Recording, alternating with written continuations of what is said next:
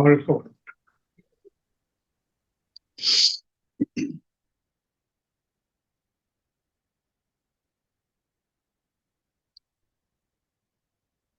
வாழ்க வளமுடன். வாழ்க வையகம். வாழ்க வையகம். வாழ்க வளமுடன். குருவே துணை.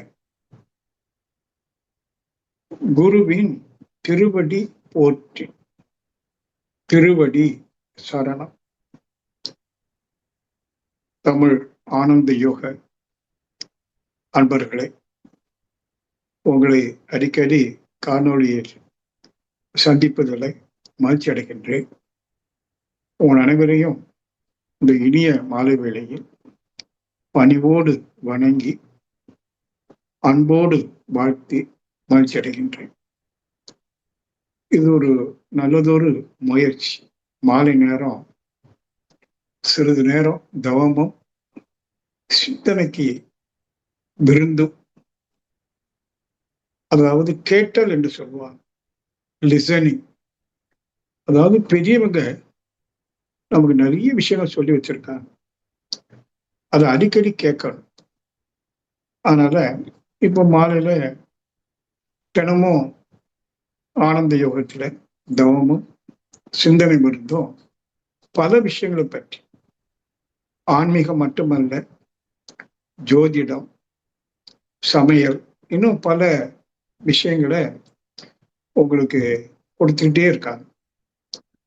இதுல மிக மிக சிறப்பான ஒரு துறைன்னு சொல்லலாம், டிபார்ட்மெண்ட், அதான் ஆன்மீகம், ஸ்பிரிச்சுவல்.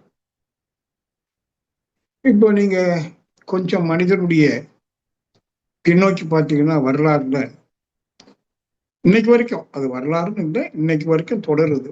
முதல்ல மனிதனுக்கு தேவை பொருள். அந்த பொருள் ஆதாரம் என்று சொல்றோம். மனித வாழ்வுக்கு முதல் ஆதாரமே பொருள்.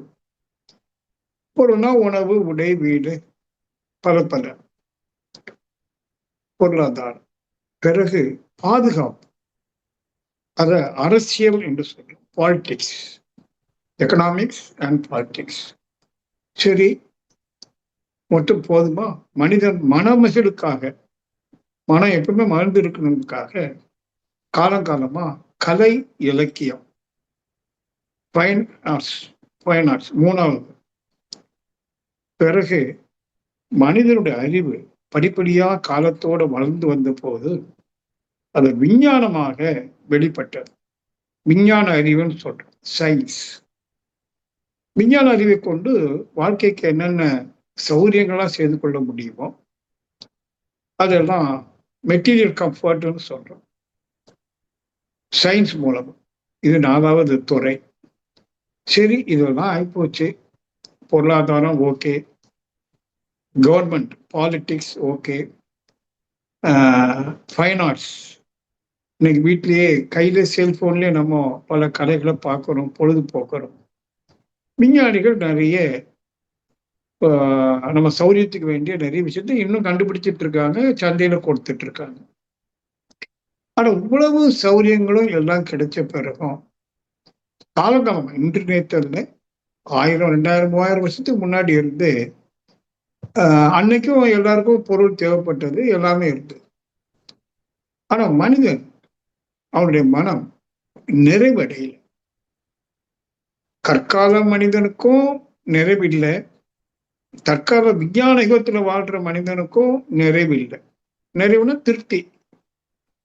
இந்த போதும், நல்லா இருக்கிறேன், எனக்கு ஒரு பிரச்சனை இல்லை, நான் மகிழ்ச்சியா வாழ்றேங்கிற ஒரு செல்ஃப் சாட்டிஸ்பாக்சன் அன்றும் இல்லை, இன்றும் இல்லை. ஒரு குறைபாடு இருந்தது. அப்ப இத முன்னோர்கள், குறிப்பாக சிந்தனையில் ஓங்கியவர்கள், எல்லாருமே சிந்தனையில ஓங்குறது இல்லை, சிந்தனையில் ஓங்கியவர்கள் சில போதனைகளை மக்களுக்கு கொடுத்தாங்க. நமக்கு தெரிஞ்சு புத்தன் காலம் தோட்டம், புத்தன், இயேசு, நபிகள், ஆதிசங்கரர், இப்படியே நேற்று பார்த்தீங்கன்னா வேதாத்திரி மகர்ஷி. இப்படி காலங்காலமா மனிதனுக்கு எல்லாம் இருந்தும் ஒரு மனநிறைவு, திருப்தி, அமைதி, மகிழ்ச்சி நிலைத்ததாக இல்லை. அப்போ அவங்களுக்கு சில அறிவுக்கு உரை கொடுத்தார். ஏன்னா பொதுவா மக்கள் 199 பேரும் அறியாமையில தான் வாழ்ந்துட்டு இருக்காங்க. ஒரு இன்னசென்ட் ஸ்டேட் சொல்லுவோம். Not only innocent, emotional. அறியாமையும் உணர்ச்சி வயப்படக்கூடிய ஒரு மனிதர்களை தான் நாம சமூகத்தில் பெரும்பாலும் பார்க்கணும். 199 1999 அப்படித்தான். அப்போ அந்த போதனை காலங்காலமா கொடுத்தாங்க.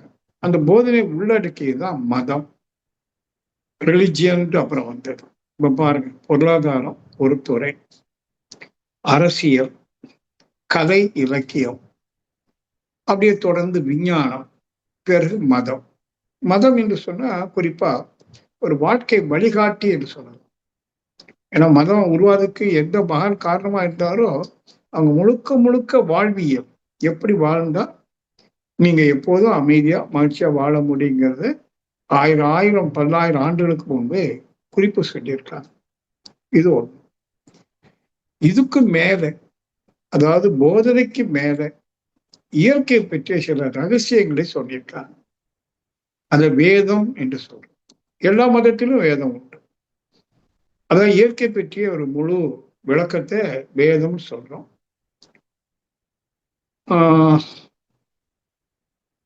அந்த வேதத்துல என்ன சொல்லியிருப்பாங்கன்னா, எது மூலம், அதாவது எதிலிருந்து எல்லாம் தோன்றி இருக்கு, அல்லது அனைத்து தோற்றத்துக்கும் மூல காரணம் என்ன அப்படிங்கும்போது கடைசியா வந்த வேதத்துக்கு மகிழ்ச்சி சரி, வேதத்திலையும் சரி, பரவெளி, சுத்த வெளி, அதுல தான் எல்லாம் தோன்றிருக்கு இல்லையா? உங்களுக்கு தெரியும், சுத்த வெளியில இருக்கக்கூடிய தண்ணீருக்கு சூழ்ந்தளத்து மாற்றலினா அடக்கமாக இருந்த அந்த ஆற்றலும் அறிவும் எழுச்சி பெற்று இயக்கமா, சீரான இயக்கமா வெளிப்பட்டு பிறகு அப்படியே தொடர்ந்து பரிணாம சிறப்புல பஞ்சபூதங்களால ஓரறிவு தாவர இனம் முதல் கொண்டு 6 அறிவு படைத்த மனிதன் வரைக்கும் பல ஜீவனங்கள், பல கோடி ஜீவனங்கள், அத கடைசியா வெளிப்பட்டிருப்பது மனிதன். மனுஷன் சொன்னா மனம், மனித மனம். அப்ப ஆதி சுத்த வெளி, அந்தம் மனித மனம். மனதுக்கு மேல ஒண்ணு இல்லை, இன்னொன்னு வெளிப்படாது. அது மாதிரி தோற்றத்திலையும் மனித தோற்றத்துக்கு பிறகு இன்னொரு தோற்றம் வருமா, 7வது அறிவு படைத்த ஒரு தோற்றம் வருமானா சில சிந்தனையாளர்கள் கேட்பது உண்டு. ஆழ்ந்து சிந்தித்த போதும் உணர்ந்த பிறகும், உண்மையை உணர்ந்த பிறகும் மனித தோற்றத்திற்கு மேல இன்னொரு தோற்றம் வராது. மனிதனுக்கு 6 அறிவு, 7 அறிவுன்னு ஒண்ணு தனியா இல்லை. ஏதோ சிலவங்க ஏதோ சொல்லிட்டு இருக்காங்க 7, 8, 9. ஆனா 6 அறிவுக்கு மேல எதுவும் இல்லை. அத அந்த மனித மனம்தான் 6வது அறிவினுடைய எழுச்சி. 5 அறிவுன்னு சொன்னா மெய்வாய் கண் மூக்கு செவி கொண்டு நாம பஞ்சபூதங்களை உணர்றோமா இல்லையா? அழுத்தமா, ஒலியா, ஒளியா, சுவையா, மனமா, 5. அந்த மனம் என்ற 6வது அறிவு சொல்றோம். அந்த மனதனுடைய தன்மை என்னன்னா சிந்திக்கிற வல்லமை உடையது, நல்ல சிந்திக்கும். அந்த சிந்திக்கிற ஒரு அறிவைத்தான் நம்ம 6வது அறிவு என்று சொல்றோம். ஆனா அவனுடைய சிந்தனை முழுமையடைந்து விட்டதா? அந்த முழுமையான சிந்தனை மூலமாக தன்னுடைய 6வது அறிவிலே அவன் முழுமை அடைந்து விட்டானா என்று கேட்டா பெரும்பாலும் இல்லை. ஏதோ எத்தனையோ கோடியில ஒரு ஞானி அறிவில முழுமை பெற்றவர்கள் இருப்பாங்க. இப்போ நான் சொல்லுவேன், உங்களை மாதிரி ஒரு அன்பர்கிட்ட கேட்டா உங்களுக்கு எத்தனை அறிவுன்னு கேட்கும் போது எல்லா மனுஷனும் 6 அறிவுன்னு சொல்லுவாங்க. அப்போ 6 அறிவுனா என்ன அர்த்தம்னு கேட்டா சொல்ல தெரியும். அல்லது எப்போ உங்களுக்கு 6 அறிவுன்னு நீங்க சொல்லலாம் அப்படின்னு ஒரு கேள்வி கேட்பேன். அப்போ கொஞ்சம் பார்த்தோம்னு சொன்னா பொதுவா மனிதர்களுக்கு 6 அறிவு இல்லை, அதுக்கு கீழே. சிலருக்கு 5.9, 5.8, சிலவங்க 5.1 இருக்கிறவங்களும் இருக்காங்க, 5.1 அப்படி 5.9. 6ல முழுமை பெற்றவர்கள் வெரி ரேர். யார 6 அறிவுல முழுமை பெற்றவர்கள் என்று சொல்லணும் அப்படின்னு சிந்திப்போம். அப்புறம் மனசுக்கு போகும். அது சின்ன விஷயம். இப்போ முதல்ல அதுக்கு முன்னாடி ஐய அறிவுனா என்ன? விலங்குக்கு ஐயறிவு இருக்கு, மனிதனுக்கு ஐயறிவு இருக்கு. அப்ப ஐயறிவுன்னு சொன்ன வேற ஒண்ணு இல்லை. 5 புலன்களை கொண்டு, மெய், வாய், கண், மூக்கு, செவி என்ற 5 புலன்களை கொண்டு இந்த இயற்கையில என்ன இருக்கு? பஞ்சபூதங்கள் இல்லையா? நிலம், நீர், நெருப்பு, காற்று, ஆகாஷ், பஞ்சபூதங்கள். அந்த பஞ்சபூதங்களிலிருந்து 5 விதமான தன்மை வெளிப்படுது. ஆகாஷ்ல இருந்து அழுத்தம், காற்றுல ஒலி, நெருப்புல ஒளி, அப்புறம் என்ன, நீர்ல சுவை, மண்ணுல வாசனை. அப்ப 5 புலன்களை கொண்டு பஞ்சபூதங்களிலிருந்து வரக்கூடிய 5 தன்மைகளை உணர்ந்து அறிந்தால் ஐயறிவு. அது சாதா ஐயறிவு. விலங்கும் உணர்ந்து அறியுது, நாமும் உணர்ந்து அறியுது. அப்ப அறிவுன்னு சொன்னா என்ன? புலனை கொண்டு இன்னொன்றை உணர்ந்து, வார்த்தை பாருங்க, வெறுமனே இல்லை, உணர்ந்து அறிந்தால் அறிவு.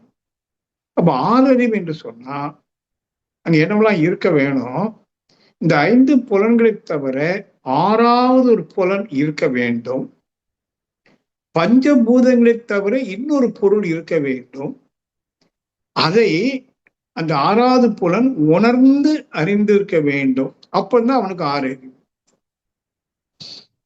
இப்ப கொஞ்சம் சிந்திச்சு பாருங்க. பஞ்சபூதங்களை தவிர இயற்கையில என்ன இருக்கு? ஒண்ணு இல்லையே. சாதாரண விஷயத்துல பார்த்தா ஒண்ணும் இல்லை. அப்ப எதை 6வதாக உணர்ந்து அறிவதற்கு என்ன இருக்கு அப்படின்னு கேட்கிற போது ஞானிகள் சொன்னது, இந்த பஞ்சபூதங்களும் எதிலிருந்து தோன்றின அல்லது எது பஞ்சபூதங்களாக தோன்றியிருக்கின்றன, அது எது, அது மூலப்பொருள்னு வச்சுக்கோ. எது பஞ்சபூதங்களாக வெளிப்பட்டிருக்கோ அதை உணர்ந்து அறியணும். இப்போ உங்களுக்கு தெரியும், நீங்க நீண்ட காலம் விளக்கம் கேட்டிருக்கீங்க. பஞ்சபூதங்களுக்கும் மூலப்பொருள் சுத்தவில்லை எனும் தெய்வம். சரி, 5 புலன்களை தவிர 6வது புலன் எது அப்படின்னா மனித மனம். இதெல்லாம் உருவத்தோடு கூடியது. மனம் அரூபமானது, அரூப புலன். அந்த மனதை கொண்டு சுத்தவெளி எனும் தெய்வத்தை உணர்ந்து அறிந்தால் மட்டுமே நமக்கு ஆறறிவு. இப்ப விஞ்ஞான அறிவு வந்தாலும் கூட அது 9.9 தான். இப்போ இன்னைக்கு ரீசெண்டா பாத்தீங்கன்னா, ஒரு 2 வருஷங்களுக்கு முன்னாடி ஒரு விஞ்ஞானி இறை துகளை கண்டுபிடிச்சான். மகரிஷி சொல்லுவாங்களே, இறை துகள், காட் பார்ட்டிகள். எவ்வளவு வருஷங்களுக்கு முன்னாடி அணுவை கண்டுபிடிச்சான் விஞ்ஞானி. பிறகு அணுவை பிளந்து எலக்ட்ரான், புரோட்டான், நியூட்ரான் போன்ற சில மூலக்கூறுகளை கண்டுபிடிச்சான். அண்மையில ஒருத்தன் அந்த எலக்ட்ரானையும் பிரிக்க முடியுமான்னு பார்த்து பிரிச்சுட்டான். பிரிச்ச பிறகு ஒரு பார்ட்டிகளை கண்டுபிடிக்கிறான். அது என்ன பார்ட்டிகள்னா, அதை விட சின்னது கிடையாது. ஸ்மாலர் தேன் த ஸ்மாலஸ்ட் ஆட்டம்னு வைங்களேன். ஸ்மாலர் தேன் த ஸ்மாலஸ்ட் ஆட்டம். ஆட்டமே சின்னது, அதை விடையும் சின்னது, இதை விட சின்னது இல்லை அப்படி வச்சுடுங்க. மேற்கொண்டு பிரிக்க முடியாத ஒரு துகளுக்கு அதை இறை துகள் கண்டுபிடிச்சோம். அப்ப இந்த எல்லாமே எதுவால் ஆயிருக்கு? மூலப்பொருள் என்னன்னா அந்த பார்ட்டிகள். அவன் மேல அந்த விஞ்ஞானி ஆராய்ச்சி பண்றான். இந்த பார்ட்டிகள் எங்கிருந்து வந்தது, எப்படி இயங்குது அப்படின்னு கண்டுபிடிக்கணும் இல்லையா? அப்ப கொஞ்சம் ஆராய்ச்சி பண்ணும்போது அவன் சொல்றான், அந்த பார்ட்டிகள் தவிர வேற ஒண்ணும் இல்லை. அங்க என்ன தெரியுதுன்னா, டார்க்கா ஏதோ ஒண்ணு தெரியுது. டார்க் மேட்டர் அப்படின்னா இறைத்துகள் தெரியுது, டார்க் மேட்டர் தெரியுது. அதுக்கு டார்க்கா இருந்ததுனால அது என்னன்னு கண்டுபிடிக்க முடியல அப்படின்னு விட்டுட்டான். கண்டுபிடிக்க முடியல இப்போதைக்கு. ஒருவேளை எதிர்காலத்துல கண்டுபிடிக்கலாம், தெரியாது, கண்டுபிடிக்கல. ஆனால் நம்முடைய ஞானிகள், கடைசியா நம்மோடு வாழ்ந்து கொண்டிருந்த ஞானி வேதாத்ரி மகர்ஷி வரைக்கும் சுத்த வெளியில என்ன இருக்கு அப்படின்னா, சாமிஜிதான் ரொம்ப அழகா ஜோவியலா சொல்லுவார். என்ன இருக்கு, இங்க என்ன இருக்கோ அதுதான் அங்க இருக்கு. அதாவது பிரபஞ்சமா வெளிப்பட்டிருக்கு, அங்கிருந்து வெளிப்பட்டுக்குன்னா அங்க இது இருக்கணுமே. சட்டியில இருந்தாலும் ஆப்பிள வரும், அப்ப அங்க இருக்கு. ஆனால் ஒரு சின்ன விஷயம், இங்க இருக்கிறது மாதிரி அங்க இல்லை. இங்க கல் இருக்கு, தண்ணி இருக்கு, மலர் இருக்கு, பழம் இருக்கு, விலங்குகள் இருக்கு, மனுஷன் இருக்கா. அப்படி உருவத்தோடு கூடிய, தன்மையோடு கூடிய எதுவும் அங்க இல்லை. பொருளோ பொருள் தன்மையோ இல்லாத இடம். அப்ப அங்க என்ன சார் இருக்கு? அப்படிங்கும்போது இப்ப இயற்கையில் இருக்கக்கூடிய பொருட்கள் அது அசேதனமா இருந்தாலும் சேதனமா இருந்தாலும் சரி, எல்லாமே ரெண்டு தன்மை உடையது. ஒண்ணு ஆற்றல், மற்றொன்று அறிவு. இப்போ உடல் இருக்கு. உடல் என்ன? சக்தி தூளுடைய கூட்டு. சக்தினா ஆற்றல். ஆற்றலின் திரிவு பொருள் எனப்படும் பௌதிக விஞ்ஞானம். ஒரு கதை பார்த்தீங்கன்னா, கல்லுதான் என்னன்னு கேட்பீங்க. சக்தியின் திரிவு. Intensity of energy is mass. அப்போ சக்தி இருக்கு. ஒரு மலர் இருக்கு, சக்தி. அங்க அறிவுனா என்னன்னா, அந்த மலர் குறிப்பிட்ட வாசனையை தான் நமக்கு கொடுக்கும். ரோஸ்னா ரோஸ், மல்லிகைனா மல்லிகை. அப்ப அது குறிப்பிட்ட தன்னிலையில மாறாம குறிப்பிட்ட ஒண்ணு கொடுக்க பாருங்க. அதுக்கு அறிவு, கான்சியஸ்னஸ் என்று சொல்லுவோம். அப்ப எல்லா பொருளும், எல்லா ஜீவனும், ஆற்றலும் அறிவும், இந்த ரெண்டினுடைய ரேஷியோ. ரேஷியோனா விகிதாச்சாரம். அக்கார்டிங் டு ரேஷியோ, அதாவது ஆற்றலுக்கும் அறிவும் வெளியும், எல்லாம் வெளியிலிருந்து பாருங்க, அதனுடைய ரேஷியோ தக்கவாறு பொருளுடைய தோற்றம், தன்மை வேறுபடும். அப்ப எல்லா பொருளும் எதுவால் ஆயிருக்கு? ஆற்றலும் அறிவும். ஆற்றலும் அறிவும் அரூபம். அரூபமான ஆற்றலும் அறிவும் ரூபம் எடுக்குது, உருவம் எடுக்குது. அது சுற்றளவு எப்படி இருக்குன்னா அரூபமா இருக்கு, ஆகவே தெரியல. அரூபத்தை விஞ்ஞான கருவியை கொண்டு அளக்க முடியாது. ரெண்டாவது அரூபம், ஆகவே இருட்டு. சுற்றில இப்ப என்ன இருக்குன்னு கண்டுபிடிச்சாங்க. முக்கியமா ஆற்றலும் அறிவும் எல்லையற்று அடக்கமாக இருக்கு. சரியா? இப்ப என்ன? அதுல இருந்து எல்லாம் வெளிப்பட்டு கடைசியில நான் வெளிப்பட்டிருக்கேன், நீங்க வெளிப்பட்டிருக்கீங்க. சரிதானே? எது வெளிப்பட்டிருக்கு? சுத்த வெளி என்ன? தெய்வம். அதனுடைய தன்மை என்ன? ஆற்றலும் அறிவும். இங்க ஆற்றலாக உடலும், அறிவாக மனமும் இருக்கு. நம்மகிட்ட இருக்கக்கூடிய வெளிப்பாடும் மனம். சரிதானா? இப்போ அந்த மனதினுடைய நிலை என்ன? ஒரு ரோஸ் நிச்சயமா மல்லிகை வாசனை தராது. Rose is a rose, is a rose. ரோஜா பூ அந்த ரோஸுங்கிற வாசனையை தான் தரும், வேற வாசனை தராது. ஒரு மாம்பழம், அது மாம்பழத்துக்குன்னு ஒரு சுவை இருக்குல்ல, அதுதான் வெளிப்படுத்தும். அது மாதிரி நெருப்பு, அது வெளிச்சத்தையும் வெப்பத்தையும் தான் வெளிப்படுத்தும் இல்லையா? இப்படி ஒவ்வொரு பொருளும் அதுல ஒவ்வொரு ஜீவன். இப்ப நாயின்னு எடுத்துக்கிட்டீங்கன்னா, நாய் குணம் உங்களுக்கு தெரியும், அதுதான் அது வெளிப்படுத்தும். நரி, அதுக்குன்னு ஒரு குணம் இருக்கு, அதை தான் வெளிப்படுத்தும். மாடு, அதுதான் வெளிப்படுத்தும். இப்படி பார்த்தீங்கன்னா ஒவ்வொரு பொருளும், ஒவ்வொரு ஜீவனும் அதற்குன்னு இருக்கக்கூடிய தன்மை அல்லது குணம் அதை வெளிப்படுத்தும். ஆனா மனிதனுடைய மனம் இருக்க, இட் இஸ் சோ காம்ப்ளிகேட்டட். இங்கதான் மனம் ஒரு புதினம். புதினம்னா மித், ஒரு புரியாத புதிர். புரிஞ்சுக்கவே முடியாது. மைண்ட்னா என்னன்னு இதுதான் அப்படின்னு குறிப்பிட்டு ஒரு விஷயத்த சொல்ல முடியாது, யாராலையும் சொல்ல முடியாது. அது மனித மனம் என்பது அது புதினங்கள் ரெண்டாவது. என்னன்னு பார்த்தீங்கன்னா, இப்ப நம்முடைய ஆன்மா, இப்ப நான் இருக்கிறேன் ராதாகிருஷ்ணன், இந்த உடல் எடுத்திருக்கேன். இந்த உடலை எடுக்கிறதுக்கு முன்னாடி நான் எத்தனை மனித உடலை கடந்து இந்த ஆன்மா வந்திருக்கு. எங்க அப்பா அம்மா, அவங்க அப்பா அம்மா, அப்பா அம்மா, இப்படியே போனீங்கன்னா முதல் மனிதன் தொட்டு இந்த ஆன்மா தொடர்ந்து வந்துகிட்டே இருக்கு. இன்னும் இந்த ஆன்மாவுக்கு விடுதலை கிடைக்கல. ஆன்மாவுக்கு விடுதலை கிடைக்காத காரணத்தினால்தான் மீண்டும் மீண்டும் உடல் இருக்கு, மனித உடல். மனிதனாக பிறப்பதுக்கு முன்பு பார்த்தீங்கன்னா அது ஐந்தறிவு விலங்கா, அதுக்கு முன்னாடி 4, 3, 2 ஓரறிவு தாவரமாகவும் அந்த ஆன்மா இருந்திருக்கு. ஆன்மானா உயிர், அது ஒன்றும் தனியப்ப சொல்ல வேண்டாம். ஆன்மானா உயிர், தாவரத்துக்கு உயிர் இருக்கு. அங்க இருந்து படிப்படியா வந்து வந்து வந்து நான் வந்திருக்கேன். அந்த ஓரிரு தாவரமா அதுக்கு முன்னாடி நான் என்னவா இருந்திருக்கேன்? நான் அந்த உயிர், இயக்கம். உயிர்னா இந்த இடத்துல இயக்கம், சக்தி, பஞ்சபூதங்களா, நிலம், நீர், நெருப்பு, காற்று, ஆகாஷ். ஆகாஷுக்கு முன்னாடி என்ன? தெய்வம். இப்போ என் மனசுல என்னவெல்லாம் இருக்கும்? தெய்வமும் இருக்கும், பஞ்சபூத தன்மை இருக்கும், எல்லா தாவர இனங்கள், ஜீவ இனங்கள், 5 விலங்கு வரைக்கும் என்னென்ன குணங்கள் உண்டு. பிறகு முதல் மனிதன் தொட்டு எங்க அப்பா அம்மா வரைக்கும் அவங்க செய்தது என்ன, இப்படி எல்லாவற்றினுடைய பதிவினுடைய ஒரு கூட்டு தொகை, ஒரு totality of experiences, past experiences, அந்த பதிவோடு கூடியதுதான் மனம். அது ஒரு ஸ்டோர் ரூம் மாதிரி. ஸ்டோர் ரூம் என்ன ஸ்டோர் பண்ணியிருக்கு, நான் எந்தெந்த வழியில வந்திருக்கேன், எந்தெந்த ஜீவன் உடல் எடுத்திருக்கிறேன், பௌதிக உடல் எடுத்திருக்கிறேன், அதுக்கு முன்னாடி உடலை எடுக்கிறதுக்கு முன்னாடி இந்த ஆன்மா தெய்வமா இருந்திருக்கு, அதுல இருந்து எல்லாம் இருக்கு.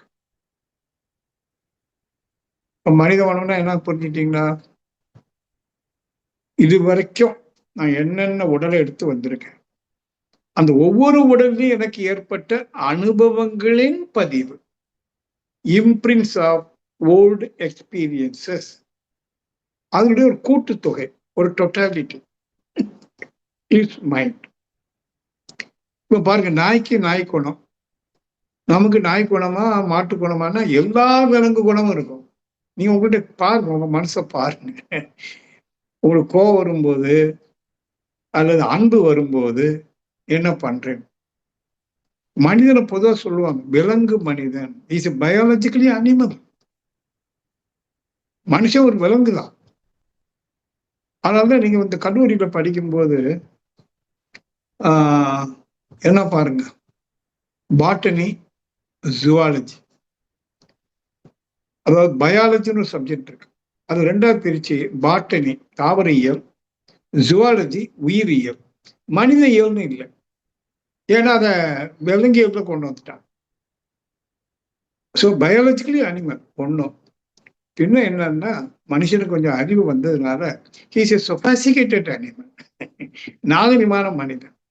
மிருகம், மிருகம் ட்ரெஸ் போடாது, நம்ம ட்ரெஸ் போட்டுக்கிறோம். அது நக்கி சாப்பிடும், நம்ம ஸ்பூன் யூஸ் பண்ணிக்கிறோம் இல்லையா? இது இவ்வளவுதான் வித்தியாசமே தவிர அது என்ன செய்யுதோ அதுதான் செய்யணும். அதான் ஒரு சித்தர் பாட்டினாரு, மனமென்னும் மாடடங்கில் தாண்டவ கோனே சித்தி, மனமென்னும் மாடடங்கில் தாண்டவ கோனே முக்தி வாய்த்தது என்று சொல்லேடா தாண்டவ கோனே, சினமென்னும் பாம்பிருந்தால் தாண்டவ கோனே சித்தி வாய்த்தது என்று சொல்லேடா தாண்டவ கோனே. சித்தினா என்ன? எக்ஸ்பீரியன்ஸ், அனுபவம், உயர்ந்த அனுபவம். எப்போ கிடைக்கும்? மாடு சொல்றாரு, மாடு பாம்பு நிறைய சொல்றாரு. இப்போ உங்க மனசு நீங்க நல்லா பாருங்க, என் மனசை நான் பார்த்துருக்கேன். சில டைம்ல கோவம் வந்ததுன்னா நாய் மாதிரி குலைச்சிடுறோம், மாடு மாதிரி முட்டுறோம், பாம்பு மாதிரி சீர்றோம். இந்த கோவத்தை வெளிப்படுத்த முடியலையா நரித்தனம் பண்ணிடுறோம். நரித்தனம் உங்களுக்கு தெரியும். அப்ப இந்த டோட்டல் கேரக்டரும் மனுஷன் இருக்கு. ரெண்டாவது, அத்தகைய மனது இருக்கு. தனியா ஒரு ஷேப்பு கிடையாது. தண்ணி மாதிரி, தண்ணிக்குன்னு ஒரு ஷேப் கிடையாது. எந்த பாத்திரத்துல ஊத்துறீங்களோ அந்த பாத்திரத்தை வடிவத்தை எடுத்து, அவன் மனம் எந்த சூழ்நிலையில் இருக்கும், அந்த இடத்துல அதுக்கு என்ன வேணும் அல்லது என்ன எதிர்பார்க்குது, என்ன நிபந்தனை இருக்கோ அதுக்கு தக்கவாறு அந்த மனம் ஷேப் எடுத்தது. பாத்தீங்கன்னா, நேற்று உயிர் தோழனா இருந்திருப்பான், இன்னைக்கு பெரிய பகையாளியா மாறி. சீசரை புரூட்டஸ் தான் காட்டி கொடுக்குறான், கத்தியால குத்தவும் செய்யறான். அப்ப not Socrates, Julius Caesar. Caesar கேட்பான், யூ டூ புரூட்டஸ், நீமா புரூட்டஸ் என்ன கத்தியால குத்திட்டு, நீ எவ்வளவு நண்பன் பாருங்க. நேற்று கழுத்துல கைய போட்ட நண்பன் நீ முதுகுல குத்திடுறான். என்னாச்சு அவனுக்கு? அன்னைக்கு அந்த சூழல்ல இவனை குத்துறது பெட்டர்னு மனசு சொல்லுது. நேற்று சொன்னது வேற. ஜீசஸை காட்டி கொடுத்தது யார்? ஒரு யூதாஸ், அவருடைய சீடன். சாக்ரட்டிஸ் விஷம் கொடுத்தது யாரு? எந்த மன்னனுக்கு உயிர் காப்பானா இருந்தாலும் அந்த மன்னனே கொடுக்கறான். இதெல்லாம் எதுக்கு சொல்ல வரேன்னா, மனம் எப்படி வேணாலும் ரோல் பிளே பண்ணும். மனுஷனுக்கு ஒரு இதுதான் மனம்னு நீங்க எதையும் சொல்ல முடியும். அதான் சொன்ன முதல் இருந்தே, இதுதான் மனம் என்று குறிப்பா சொல்ல முடியும். அதுக்கு ஒரு வடிவம் கிடையாது. அது எப்படி வேணாலும் ரோல் பிளே பண்ணும். ரொம்ப ஆபத்தானது. நம்ம மனசு இருக்கே ரொம்ப ஆபத்து. It is too cunning. நீங்க அடுத்தவங்க மனதை நம்புறது நம்பாதது வேற. முதல்ல உங்க மனசை நீங்க நம்பாதீங்க. அது உங்க பதிலே கத்திய குத்தும். ஆமா, ஏன்னா அந்த மனம் என்பது நீங்கள் அல்ல. நீங்க கொண்டு வந்த பதிவனுடைய பிரதிபலிப்பு எண்ணங்கள். நீங்க வேற. இப்ப இருக்கிற நான் இருக்கேன், நான் சொல்றேனே, அது பதிவுகளால வரக்கூடிய வெளிப்பாடு. பதிவுல என்ன இருக்கு? அனுபவங்கள். அது எழுச்சி பெறுது எண்ணங்களாக. அங்க என்ன பதிஞ்சிருக்கு? விளங்கின குணம் எல்லாம் இருக்கா இல்லையா? அப்ப நம்ம மனசுல வரக்கூடிய எண்ணங்களை ரொம்ப ஜாக்கிரதையா இருக்கணும். எண்ணுவதெல்லாம் செயல்படுத்திடக்கூடாது. ஏன்னா மனம் அப்படி ரோல் பிளே பண்ணும். ஆனா அதே மனதுல பார்த்தீங்கன்னா அடித்தளத்துல தெய்வம், மேல டிஃபரெண்ட் லேயர்ஸ், ஒன் பை ஒன்னா. ஏன்னா நீங்க எந்த மனிதன எவ்வளவு மனித உடல், விலங்கின உடல், தாவர உடல், பஞ்சபூதம், கீழே சுத்தபடி என்னும் தெய்வம், அடியில லேட்டண்டா இருக்கு.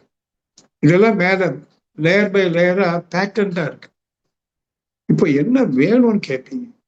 இப்ப நமக்கு வாழ்க்கையில துன்பம் வர்றதுக்கு ஒரே காரணம், இந்த மனதில் எழக்கூடிய எண்ணங்களை வைத்துக்கொண்டு நாம செயல்படுகிறோம்.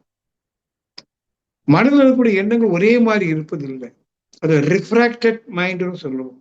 இஷ்டத்துக்கு செதறும். இப்ப வீட்லயே நம்ம நாய் வளர்க்கோம், பாலும் ஆட்டும், கொலைக்கவும் செய்யும். வீட்டு ஓனரை பத்தி கொலைக்கும். எப்போ பாலை மிதிச்சா கொலைக்கும், பிஸ்கட் போட்டா வாலாட்டும். நாய் குணத்துக்கு டுவல் கேரக்டர்னு சொல்லுவோம். அது மாதிரி நம்ம மனுஷன் வாழ்க்கை துணைட்டியே சில டைம்ல பாலும் ஆட்டுவோம், சில டைம்ல குலைச்சும் வச்சிருவோம். எப்போ அவன் நம்மகிட்ட எப்படி நடந்துக்கிறாளோ, இல்லை நம்ம நினைக்க மாதிரி நடந்துக்கிட்டா நாம அப்படிதான் வாலாட்டுவோம், குலைச்சிருவோம். அவங்களும் அப்படித்தான். ஸோ இந்த மனதை வைத்துக்கொண்டு வாழ்ந்தால் வாழ்க்கை எப்படி இருக்கும்? ஒண்ணு. ரெண்டாவது, இதுல ஒரு விஞ்ஞான உண்மை இருக்கு. மனுஷன் அப்படிதான் எண்ணங்கள் வரும். ஆனா இதை கடந்து, இத்தகைய மனதை கடந்து அந்த தெய்வீகத்தை அடையவும் முடியும். ஆனா அதுக்கு வைராக்கியம் வேணும், விவேக புத்தி வேணும். குருமார்கள் சொல்வதை திருப்பி திருப்பி காது கொடுத்து கேட்கணும், கேட்டதை பதிய வைக்கணும், பதிய வைத்ததை எடுத்து சிந்திக்கணும், தொடர்ந்து சிந்தித்து தெளிவடையணும். பிறகு தெளிவில் உறுதியா இருந்து வாழணும். எவ்வளவு கஷ்டம் பாருங்க. ஏதோ ஈஸியா வேறு குரு, எம்ஏ விஷன், எம்எஸ்சி விஷன்னு சொல்றோம். It's very difficult. நம்முடைய மனதுக்கு ஆழத்துக்கு செல்வது கஷ்டம். முதல்ல நம்ம மனசுல என்ன இருக்குன்னு கண்டுபிடிக்கணும். த ஸ்டஃப் ஆஃப் த மைண்ட்னு சொல்லுவாங்க. அதை கண்டுபிடிக்கிறதுக்கு நீங்க ரொம்ப சிரமப்படணும், கவனமா இருக்கணும். திருக்குறள்ல ஒரு பாடல் இருக்கு, ஊழ் எனும் அதிகாரத்தில். ஊழையும் உட்பக்கம் காண்பர், உழைவின்றி தாழாது முயம்பவர். ஊழையும், ஊழ்னா பழவினை, பாஸ்ட் கர்மாஸ். என்னென்ன வினைலாம் செஞ்சோம், அதனால என்னென்ன தன்மையெல்லாம் பதிவா இருக்குன்னு கூர்ந்து உள்ள பார்க்கணும். ஊழையும் உட்பக்கம், மனதுக்குள்ள காண்பர் யாரு? உழைவின்றி தாழாது முயல்பவர். அவர் முயற்சி எப்படி இருக்குமா? விடாமுயற்சி. அதே முக்கியமா, அதுக்கே கவனம். அப்படி இருந்தா ஸ்டஃப் ஆஃப் த மைண்ட் என்ன, மனதுல என்ன இருக்கு. அதனால என் மனம் சொல்றோம். என் மனம் மட்டும் இல்லை, சில டைம்ல மனம்தான் நான் சொல்றோம். அப்ப எனது தன்மை என்ன ஒவ்வொருத்தரும் கண்டுபிடிக்கணும். நீங்க தனியா உட்காந்து ஒரு 5 நிமிஷம் தவம் பண்ணிட்டு பகல் முழுவதும் நான் எப்படி பிஹேவ் பண்ணினேன், என்னுடைய வாழ்க்கை துணையோடு நான் எப்படி பிஹேவ் பண்ணேன், நான் பெற்ற குழந்தைகளோடு எப்படி பிஹேவ் பண்ணேன், நண்பர்கிட்ட எப்படி பிஹேவ் பண்ணேன், என்னுடைய பிஹேவியர் என்ன, என்னுடைய ஆட்டிடியூட்ஸ் என்ன கண்டுபிடிக்கணும். அது எதுனால நமக்கு துன்பம் வந்தது அல்லது இன்பம் வந்தது. So which attitude is good, பிஹேவியர்ல என்ன தவறு இருக்கு கண்டுபிடிக்கணும். இதுதான் ஊழையும் உட்பக்கம் காண்பார், உழைவின்றி தாழாது மறுத்தவர். உள்ள பார்க்கணும். பார்த்து பார்த்து பார்த்து ஒவ்வொன்றா கண்டுபிடிச்சு, ஐயோ இதெல்லாம் தீயது, தீயது. தீயவை தீயினும் அஞ்சப்படும். தீயவை தீய பைத்தலாம். தீயவை தீயினும் அஞ்சப்படும். தீய நம்ம கண்டா எப்படி பயப்படுறோம்? அவன் நமக்குள்ள இருக்கிற அந்த நான் இருக்கே, அது மிகவும் தீது. நம்ம மனசு இருக்கே ரொம்ப தீது. அத்தகைய மனதை வச்சுட்டு நம்ம எப்படி சந்தோஷமா வாழ முடியும்? பிறகு அன்பு செலுத்த முடியும்? முடியாது. நடிக்கதான் செய்யறோம். நம்மையும் ஏமாத்திக்கிறோம், பிறரையும் ஏமாத்திக்கிறோம். இங்க குருமார்கள் நமக்கு என்ன துணை செய்யறாங்க? இருக்கட்டும்பா, நீ அப்படிலாம் நினைச்சு குற்றம் கொள்ளாத. அதுக்கு பொறுப்பு நீயும் இல்லைங்கிற. நம்மளோட இத்தனை தன்மை இருக்குல்ல, அதுக்கு நான் பொறுப்பு இல்லை. இந்த ஆன்மா என்னென்ன உடலை கடந்து கொண்டு அந்த ஆன்மா தான் கொண்டு வந்தது. ஆன்மா தான் கொண்டு வந்திருக்கு. இறைவன் தான் கொண்டு வந்திருக்கிறான். அறியாம இறைவனுக்கு அந்த அறிவு இல்லையா? நான் அடிக்கடி சொல்லுவேன், இறைவனுக்கு தான் இறைவன் என்று தெரியாது. அந்த பேரறிவுக்கு தான் பேரறிவு என்று தெரியாது. அது அப்படியே டிரான்ஸ்ஃபார்ம் ஆகிட்டே இருக்கு. ஒவ்வொரு டிரான்ஸ்ஃபார்ம் ஆகி வரும்போது அங்க இருக்கிற தன்மை எடுத்துக்கிட்டு தான் வரும். அப்ப இங்க ஒரு விஷயம் நான் என்ன சொல்ல வரேன், நம்மிடம் இருக்கிற அனைத்து பதிவுகளும் நம்ம ஏதோ சேல்ஸ் பண்ணி தானே கொண்டு வந்திருக்கோம். அனுபவம் தானே. அனுபவம் என்ன? விளைவு. நம்ம ஒண்ணு செஞ்சிருக்கோம், நம்ம முன்னோர்கள், அதனுடைய விளைவை தான் அனுபவம் சொல்றோம். நம்முடைய முன்னோர்களும் சரி, நாமும் சரி, இதுவரைக்கும் செய்த செயல்கள் எல்லாமே நல்லா கவனிக்கணும். வினாடிக்கு 16 சுற்றுக்கு மேல மனம் இயங்கிதான் அந்த அனுபவங்களை பெற்றிருக்கு. இதை நீங்க சிந்திக்கணும். மனித மனம் வினாடிக்கு 16 சுற்றுக்கு மேல 40 வரைக்கும் போகும். அது பீட்டா வேவ்னு சொல்லுவாங்க. உங்களுக்கு தெரிஞ்சிருக்கலாம். தெரியலன்னா ஆசிரியர்கிட்ட கேளுங்க.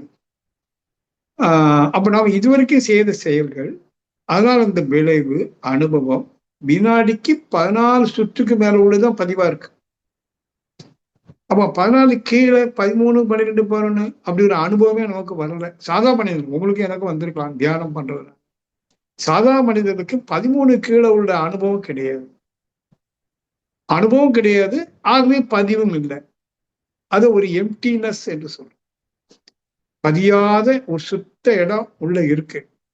மனதுக்கு கீழே மனம் சொன்னா, இப்போ வினாடிக்கு 14 சுற்றுக்கு மேல இருக்கிற மனதுக்கு கீழே 13, 12, 11 கீழே போறீங்க பாருங்க. அங்க பதிவே இல்லாத அன்கன்டாமினேட்டட் ஸ்டேட் ஆஃப் மைண்ட் ஒரு மைண்ட் இருக்கு. அன்கன்டாமினேட்டட் மைண்ட். எந்த ஒன்றினாலும் பாதிப்படையாத, மாசுபடியாத ஒரு ஸ்பேஸ் இருக்கு. இப்ப நம்ம எதுக்கு தியானம் பண்றோம்? அந்த 14 கீழே போறது. இப்ப நீங்க நல்லா அப்படியே தியானம் பண்ணி பழகிட்டீங்க. ஒரு 20 நிமிஷம் 30 நிமிஷம் இருக்கிறீங்க. அது இருக்கிறீங்க 30 நிமிஷம். ஆனா எப்பவுமே மனசு ஆல்பால இருக்காது, பீட்டால ஓடும். பல எண்ணங்கள் வருதா இல்லையா? எப்ப எண்ணங்களுடைய எண்ணிக்கையும் வேகமும் குறைந்து வருதோ அப்போ அது 13, 12 வினாடிக்கு ஒரு தொடர்புடைய நேரத்துல இந்த ஃப்ரீக்குவன்சி 13, 12 இறங்கும். அது உங்களுக்கு தெரியும். அமைதியா உள்ள போவீங்க. அப்போ உள்ள போக போக எண்ணங்கள் வராது. ஏன் வரல? அங்க பதிவு இல்லை, ஆகவே பிரதிபலிப்பு இல்லை. அப்படி போறீங்க.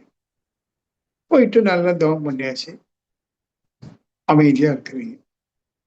சரி, தவம் முடிஞ்சாச்சு, வெளியில வந்தாச்சு, வீடு தொழில் பலபடி 14 மேல போயிடும், பலபடி மிருகமா மாறிடும். அந்த தியானத்துல இருந்த ஒரு அமைதி, ஒரு சுகம் தியானம் முடிஞ்ச பிறகு இல்லை. பழையபடி அந்த வேதாளம் முருகமரம் ஏறுற மாதிரி விலங்கின குணம் வந்துடும். இங்கதான் மகிழ்ச்சி. நீங்க தியானம் தினசரி பண்ணி முடிச்சுட்டு, குறிப்பா இரவு அல்லது மாலை தியானம் முடிச்சுட்டு 1/4 மணி நேரம் 1/2 மணி நேரம் தனியா அமைதியா உட்காந்துட்டு சொல்ற, உட்காந்துக்கப்பா, அப்படியே ரிவர்ஸ்ல போ. இப்ப நீங்க ராத்திரி 7 மணிக்கு தவம் பண்ணியா, அதுக்கு முன்னாடி 6 மணி, 5 மணி, 4 மணி, காலையில் 5 மணிக்கு எழுந்துச்சியா, அந்த அரௌண்ட் த கிளாக் என்னென்ன நடந்தது ஞாபகப்படுத்துங்கிற. அதாவது பெருசா ஒண்ணு நடக்கலைன்னா பெருசா ஒண்ணு ஞாபகம் வராது. எங்கேயோ கோவிச்சு கத்தி இருப்போம், இல்ல அடுத்தவங்க நம்ம கோவிச்சிருப்பாங்க, சண்டை போட்டிருப்போம், கெட்ட வார்த்தை பேசியிருப்போம், என்னென்னமோ பண்ணியிருப்போம். அதெல்லாம் ஒவ்வொன்றா ஞாபகம். அந்த இடத்துல தற்சோதனை செய்யுது. ஏன் எனக்கு இவ்வளவு கோபம் வருது? யாருக்கு மீது வருது? அல்ல என் மீது யார் கோபப்படுறாங்க? இந்த கோபத்துக்கு என்ன காரணம்? கோபம் வருவது இயல்பு. அது என்ன காரணம்? இதனால கோபம் வந்ததுனால நஷ்டம், நல்ல நட்பை இழக்கிறோம். கணவன் மனைவி இடையில கூட ஒரு நல்ல நட்பு இல்லைன்னு நான் சொல்லுவேன். ஏன்னா அவங்களுக்குள்ளேயும் சண்டை, வெறுப்பு, கசப்பு, இந்த மனுஷன் கூட வாழணுமான ஒரு கேள்வி எழும். நிச்சயமா டைவர்ஸ் பண்ணிடலாமா? பண்ணியிருக்காங்க நிறைய பேரு. சரி, இன்னொருத்தருக்கு மேரேஜ் பண்ண அது சரியாயிடுமா? சொல்ல முடியாது. ஏன்னா மனித மனம் என்ன? விலங்குகளுடைய கூட்டம். சோ அப்ப இந்த இடத்துல சினம் ஏன் வருது? கவலை ஏன் வருது? பயம் ஏன் வருது? நீங்க தத்துவனை பண்ணணும், தினசரி பண்ணணும். இதான் சொன்னேன், விடாமுயற்சி. நீங்க அப்படி பண்ணும்போது உங்களுக்கு தெரியும். நீ காலையில 10 மணிக்கு நான் மனைவிட்ட கோச்சுக்கிட்டேன். இப்ப மனசு சொல்லுது, ஆனா தப்பு தான் பண்ணிட்டேன், கோச்சிருக்க கூடாது, பாவம். அவங்க பர்பஸா உப்பை அள்ளி ஜாஸ்தியா, சட்னியில உப்பு கொஞ்சம் அதிகம், பிளேட்டு பறந்துருச்சு. இப்போ தத்துவனை பண்றோம். அதே சட்னியில என் மனைவி சாப்பிட்டுருப்பா. பர்பஸா உப்பு போட்டாளா? ஏதோ கைத்தறி விழுந்துருச்சு.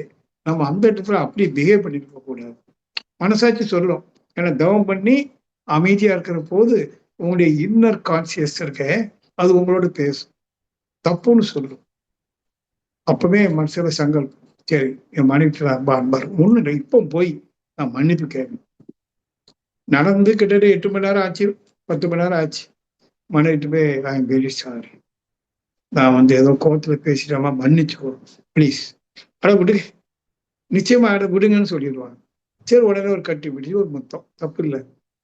எதுக்கு சொல்றேன்னா, உறவுகளை பலவீனப்படுத்தவே, கணவன் மனைவி மட்டுமல்ல, ஒண்ணு வைத்துக் கொள்ளுங்களேன், உங்க வாழ்க்கை துணைக்கு நீங்க தோற்று குடிப்பீர்களே, ஆனால் நீங்கள் வெற்றியான மனிதர்கள் என்று. உங்க வாழ்க்கை துணையோடு உங்களுக்கு சகித்து அட்ஜஸ்ட்மெண்ட், டாலரன்ஸ், சாக்ரிஃபைஸ் சொல்ற முடியுமானா எல்லாத்தையும் நீங்க மகிழ்ச்சியா வாழ முடியும்.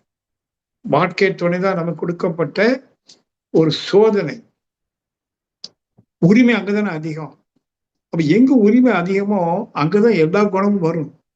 அங்க நீங்க நல்ல முறையில வந்துட்டீங்கன்னா நீங்க எல்லாத்திலையும் நட்பா பழக முடியும். அப்போ தினசரி தவம் முடிந்ததும் மாலையில ஒரு அரை மணி நேரம், தேவைப்பட்ட 1 மணி நேரம் தனியா உட்கார்ந்து, அன்னைக்கு பகல் முழுவதும் எங்க நான் அழுதேன், நான் எங்க பிறர் அழ வச்சேன், நான் எதில் அவமானப்பட்டேன், நான் பிறரை எப்போ அவமானப்படுத்தினேன், இருக்கு இன்சல்டிங், ஒருத்தர் அவமானப்படுத்துறோம்.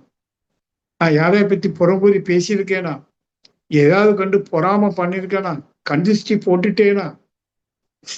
யூ டு வாட்ச் யுவர் பிஹேவியர்யா. உங்க உள்ள பார்க்கணும். பார்த்தீங்கனாலே தெரிஞ்சு போயிடுது, தீது. தீயவை தீய பயத்தலால் தீயவை தீயனும் அஞ்சப்படும். அந்த தீ உங்களுக்குள்ள இருக்கு, எல்லாருக்குள்ளயும் இருக்கு, எனக்குள்ளயும் இருக்கு. அதை எடுத்து வெளியில போட முடியாது. அந்த நெருப்பு வெளியில எரிச்சலா, கோபமா, வெறுப்பா வராம பாதுகாக்கணும்னு சங்கல்பம் போடணும். நைட்ல தூங்கி காலையில் எந்திக்க மன்னிப்பு வேற கேட்டாச்சா, சமாதானம் வந்துருச்சா, காலையில் எந்திக்கிறீங்க, ஒரு புத்துணர்வோடு எந்திக்கிறீங்க, பலபடி உட்கார்ந்து தியானம் பண்றீங்க. நேற்று காலை தவத்தை விட இன்றைய காலை தவம் சிறப்பா இருக்கும். ஏன்னா நேற்று நைட்டு நான் மன்னிப்பு கேட்டேன், சமாதானம் ஆயிட்டோம், ஆகவே மனசு அமைதியா இருக்கு, தவம் பண்றேன், தவம் கொஞ்சம் ஆழமா போகும், ஃப்ரீக்வன்சி கொஞ்சம் கீழே போகும். சரி, அன்னைக்கு பகல் போனது மாலை மீண்டும் பழபடி எங்கேயாவது சறுக்கி இருக்கும், பழபடி சறுக்கி இருக்கும், உடனே பழபடி தற்சோதனை. இப்படி மாதங்கள் தொடர்ந்து உழையும் உட்பக்கம் காண்பர் உழைவின்றி, கொஞ்சம் கூட சோம்பேறித்தனம் இல்லாம உழைவின்றி தாழாது விடாது முயற்சிக்கும். ஏன்னா இது ஜென்மாந்திரங்களை கொண்டு வந்த பதிவு, அதனால உருவான மனம். அது மனம் ரொம்ப நமக்கு முதல் எதிரியே நம்முடைய மனசுதான். ஆனா அந்த மனசுக்கு தெய்வம் இருக்கு. ஆனா இந்த மாதிரி தத்துவனை பண்ணி 6 மாசம் 1 வருஷம் ஆச்சு. இப்போ பழைய ராதாகிருஷ்ணன் இல்லை, அவன் செத்து போயிட்டான். பழைய நீ இப்ப இல்ல, செத்து போயிட்ட. இப்ப புதுசு. என்ன புதுசு? வினாடிக்கு 16 சுற்றுக்களை போய் அந்த உள்ளுணர்வு பெற்று அமைதினா என்ன, அமைதி எவ்வளவு அழகா இருக்கு, நம்ம கோவப்பட்டா எப்படி இருக்கு, அமைதியா இருந்தா எப்படி இருக்கு கண்டுபிடிக்கிறீங்கல்ல, அந்த டிஸ்கிரிமினேஷன். இப்போ உங்களுக்குள்ள ஒரு மேன்மை வந்துகிட்டே இருக்கு. இப்ப மீண்டும் தவப்பா நல்ல சமாதானம், யாரையும் வெறுக்கிறது இல்லை, ஒதுக்குறது இல்லை அப்படின்னு வரும்போது உங்க தவம் அப்படியே ஒடுங்கி ஒடுங்கி ஒடுங்கி கீழே போகும். தீட்டா வேறுபடி கீழே வினாடிக்கு 4 சுற்று 5 சுற்று. அங்க தெய்வம்னா என்னங்கிறது நீங்க உணர்ந்துருவீங்க. காட் எக்ஸ்பீரியன்ஸ் அல்லது ட்ரூத் எக்ஸ்பீரியன்ஸ் அல்லது real self experience, realisation of reality வந்துடும். அன்னை நீங்க தெய்வமா மாறிடுவீங்க. அது வரைக்கும் இந்த மனம் இருக்க அது பெரிய மாயா, உங்களுக்கு விடாது. அதான் மாயான்னு சொன்னேன். நீங்க என்ன முயற்சி பண்ணாலும் அவ்வளவு சீக்கிரம் விடாது. அந்த மனதை நீங்க ஆளுமை செய்யணுமானால், உங்க கட்டுப்பாட்டு கொண்டு சொன்னா உங்களுக்குள்ள எவ்வளவு தெளிவு, உறுதி, வைராக்கியம், தெளிவுனா விவேக புத்தி இருக்கணும். இது தொடர் முயற்சியில தான் முடியும். நீங்க சர்க்கஸுக்கு போயிருப்பீங்க, மேல 10-30 அடி உயரத்துல 2 கம்புல கம்பி கட்டியிருப்பாங்க. அதுல ஒரு பொண்ணு சைக்கிள்ல போகும், ஷோல்டர்ல 2 குழந்தைகளையும் வச்சுக்கும், கையில கம்பு வச்சுக்கும், கீழே விடாது, அப்படியே போகும் கம்பி. கொஞ்சம் எண்ணி பாருங்க, எவ்வளவு பிராக்டிஸ் பண்ணிருக்கு இல்லையா? கரணம் தப்பினால் மரணம். அப்ப மரணத்தை கண்டு எப்படி இருக்கும் மனசு? அப்ப அது எவ்வளவு ஜாக்கிரதையா இந்த கையில இருக்கிற கம்பை பேலன்ஸ் பண்ணி, அப்படி பேலன்ஸ் பண்ணி இப்படி பேலன்ஸ் பண்ணி, கண் எங்க இருக்கும்? கம்பியில இருக்கும், கை கம்புல இருக்கும், அப்படியே பேலன்ஸ் பண்ணும். இங்க பாக்குறவங்க எல்லாம் விசில் அடிப்பான், கை தட்டுவான், அது காதுல கேட்காது. ஏன்னா மரணம். மரணத்தோடு விளையாடிட்டு இருக்கு. நம்ம நாமளும் உண்மையிலேயே மரணத்தோடு தான் விளையாடிட்டு இருக்கோம். நம்முடைய மரணம் கிராஜுவல் டெத். ரொம்ப கோபப்பட்டுட்டோம், அப்படியே ஒரு மாதிரி மூச்சு வாங்குதா இல்லையா? பார்த்திருப்பீங்க. அது ஒரு மரணம், பயம், மரணம், கிராஜுவல் டெத். அப்ப நம்ம எவ்வளவு ஜாக்கிரதையா இருக்கணும்? அந்த சர்க்கஸ்ல கம்பியில நடக்கிற பொண்ணு எவ்வளவு ஜாக்கிரதையா இருக்காளோ அதே ஜாக்கிரதையா வீட்டுல ஒரு ஆள்கிட்ட மனைவிட்டே பேசணும் வைங்களேன். ஜாக்கிரதையா பேசணும். கரணம் தப்பினால் மரணம். இந்த ஜாக்கிரதையா இருக்குது அவஸ்தை, அப்கோர்ஸ் அவஸ்தை தான். பட் இந்த அவஸ்தையை நீங்க பட்டுத்தான் ஆகணும். எப்படி பேசணும், எப்படி காரியங்களை செய்யணும், எப்படி ரியாக்ட் பண்ணாம இருக்கணும், இப்படிலாம் தெரிஞ்சு நீங்க பக்குவப்படுத்தினால் அதுக்கு பிறகு அந்த மனம் என்பது தெய்வம், அந்தம். தெய்வமே ஆதி, இங்க அந்தம்.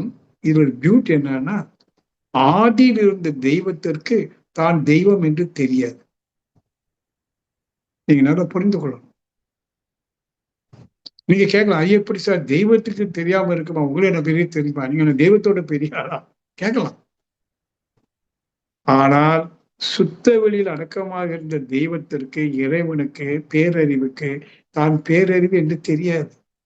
அதை தெரிந்து கொள்வதற்காகத்தான் தானாக, அறிந்தல்ல, தானாக அது வெளிப்பட்டு தரமாறி உருமாறி தரமாறி இப்ப நானா வந்திருக்கு. யார் தவம் செய்யலையோ அவங்களுக்கு அதை பற்றி ஒண்ணுமே தெரியாது. உள்ளுணர்வு பெற்றவர்களுக்கு மட்டும்தான் இதோ தெய்வம் வெளிப்படுது. வள்ளுவர் சொல்றாரு, ஐயப்படாது அகத்தது உணர்வானை தெய்வத்தோடு ஒப்பக்கொள்ளல். தெய்வம் எங்க வெளிப்படுதுன்னு சொன்னா மனித மனதில். எப்போ? நான் சொன்ன பாருங்க, மனித மனம் எப்படி இருக்கு? விலங்கினத்தினுடைய கூட்டு.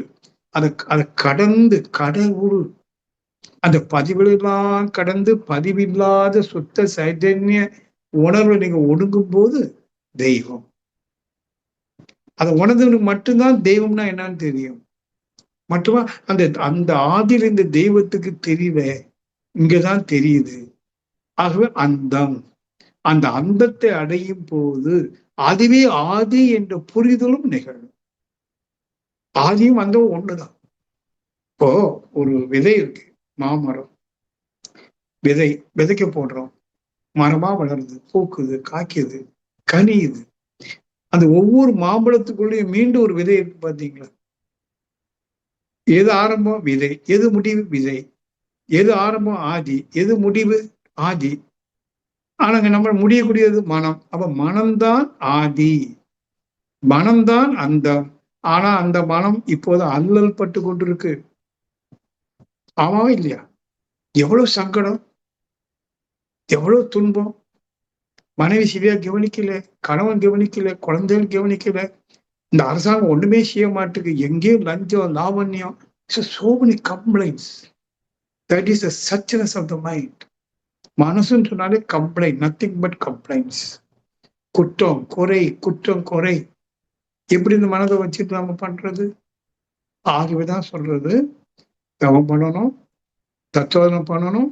கொஞ்சம் கொஞ்சமா மனசுல இருக்கிற பதிவுகள், தீய பதிவுகளை மேற்கொண்டு செயல்படாம அதை அகற்ற முடியும்.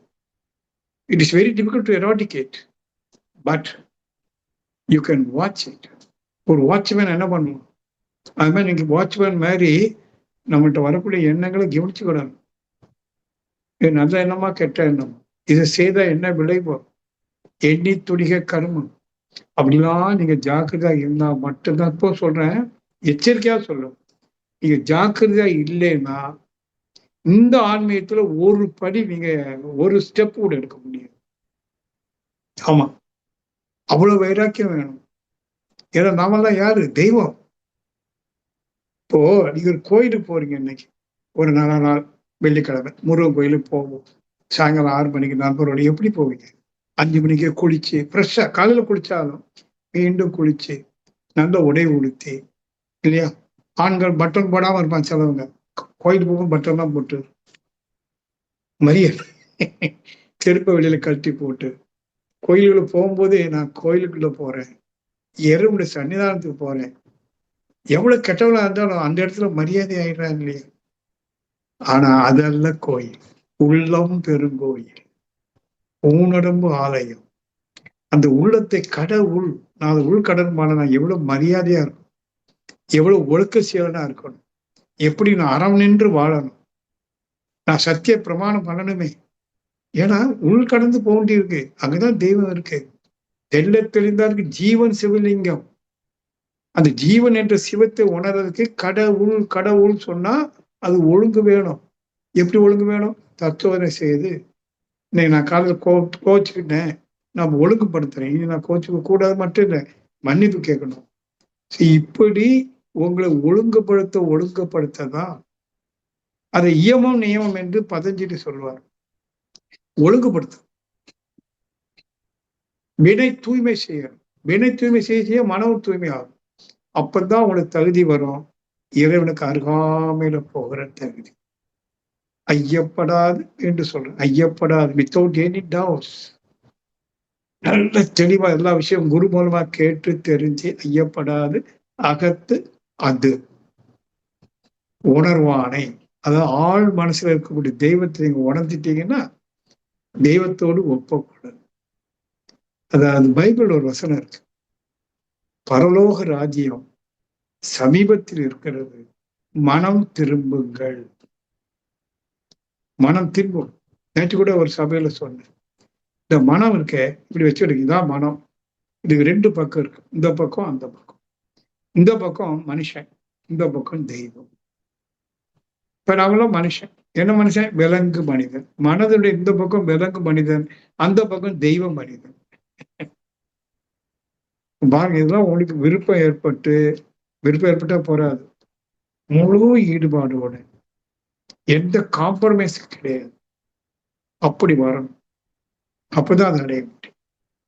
அதுவே நான் மனம் ஒரு மாயா, கால நீருக்கு ஒப்பானது, தேவையில்லாதான் தேவைன்னு சொல்லும், தேட சொல்லும், தேடுத கிடைச்சது யாருக்கும் கொடுக்காதேன்னு சொல்லும், பஞ்சம் பண்ணும், எல்லா அயோக்கியத்தனமும் மனம். அந்த மனதில் கூடியவன் தான் மனுஷன். அப்படியே இருக்கலாமா? எப்பவும் போல, எல்லாரையும் போல கண்டுபிடிங்க. உங்க மனசுல என்ன இருக்கு? இப்ப எப்படி கண்டுபிடிக்கலாம்? உங்களுக்கு வெளியில யாரும் ஒண்ணு பிடிக்காத ஒரு விஷயத்த செய்யலாம். நீங்க வெறுக்கும்படிக்கு, அத கோபப்படும்படிக்கு, அத குற்றமா சொல்லும்படிக்கு. அத பார்த்தீங்கன்னா, அடுத்தத கேட்டு இந்த கேரக்டர் என்கிட்ட இருக்குதா? அப்படின்னு. இப்போ அரசியல்வாதிகள்லாம் நெறைய லஞ்சம் வாங்குறாங்கன்னு பார்க்குறோம், பேசுறோம். நண்பரோடு பேசுறோம். எதுக்கு இவ்வளோ 1000 1000 கோடியா கொள்ளை அடிக்கிறானுங்க? அயோக்கியனுங்க. அப்படி இப்படிலாம் பேசுவோம். ஆனா கொஞ்சம் கற்பனை பண்ணி, ஒருவேளை நீங்க அந்த அமைச்சர் இடத்துல போய் உட்கார்ந்து அமைச்சரா இருந்தா, அவர் செய்ற அதே லஞ்ச லாவணியத்தை நீங்க செய்வீங்களா? மாட்டீங்களான்னு உங்களுக்கு ஒரு கேள்வி கேளுங்களேன். ஏன்னா உங்களுக்கு வேலை பார்க்குற அதிகாரி இருக்காரே, ஐஏஎஸ் ஆஃபீசர். அவரு சொல்லுவார், "சார் இந்த வருஷம் நமக்கு உங்களுடைய டிபார்ட்மெண்ட்டுக்கு ஒரு 1000 கோடி ஒதுக்கியிருக்காங்க. You have to spend 1000 crores இந்த விஷயத்துக்கு. பிடபிள்யூடில உங்க பணிக்காக உங்க டிபார்ட்மெண்ட்ல 1000 கோடி செலவு பண்ணணும்." 1000 கோடியா? ஓகே, செலவு பண்ணுவோம். அவரு சொல்லிக் குடுப்பாரு. ஐஏஎஸ் படிச்சவரு. ஏன்னா அவரு இதுக்கு முன்னாடி பழைய மினிஸ்டர்ட்ட வேலை பார்த்தவர். ஐயா, நீங்க ஒண்ணும் லஞ்சம் தான் வாங்க வேண்டாம். நீங்க இந்த பார்ட்டிக்கு ஆர்டர் குடுத்தா போதும். அத கமிஷனா அவரு குடுத்துருவாரு. அது லஞ்சம் இல்ல. நீங்க வேண்டாம்னு சொன்னாலும் அதான் வேலை. இப்ப நான் கடை வச்சிருந்தேன். ஷூ கடை. முன்னாடி அப்போ ஸ்கூல்ல இருந்து ஆர்டர் ஒரு 1000 ஜோடி ஷூ வேணும். அது ஆர்டர் குடுக்குறதுக்குன்னு ஒருத்தர் வராரு பாருங்க. அவர், சார் என்ன கொஞ்சம் கவனிச்சுக்கிடுங்க. உங்க கடையிலயே வாங்குறேன். முடிஞ்சா நீங்களே 2, 3 கொட்டேஷன் குடுங்க கேட்பேன். அப்ப நான் என்ன பண்ணுவேன், அ அவன் கேட்காட்டாலும் அந்த ஷூ ரூ. 100 தான் பில்லு போடுவேன். இப்போ நான் அவனுக்கு கமிஷன் குடுக்குறேன். 105 வச்சு 5 குடுக்குறேன். என்னுடைய ரூ. 100 அவனுக்கு ஒரு ரூ. 5 குடுக்குறேன். ஏன்னா எனக்கு ஆர்டர் தராரு. அப்ப நான் ஸ்கூல ஏமாத்தல. ஏன்னா எல்லாத்துக்கும் ரூ. 100, உனக்கு ரூ. 100. ஆனா இவன் இன்னொரு என் கடைக்கு வந்தானே, அதனால அவனுக்கு நான் ஒரு கிஃப்ட் மாரி. அது என்ன சொல்வேன்னா, லஞ்சம் ஒரு கிஃப்ட்ன்னு சொல்லியே குடுப்பேன். சரிங்க, இத நீங்க வச்சுடுங்க. சந்தோஷமா வச்சுடுங்க. எனக்கு நல்ல லாபம் கிடைக்குதுல்ல. இதே மாரி மினிஸ்டர்ஸ் யார்ட்ட ஆர்டர் குடுக்குறாங்களோ, அவங்க குடுப்பாங்க கிஃப்ட் மாரி. அப்புறம் அது லஞ்சமா ஆச்சு வச்சுடுங்க.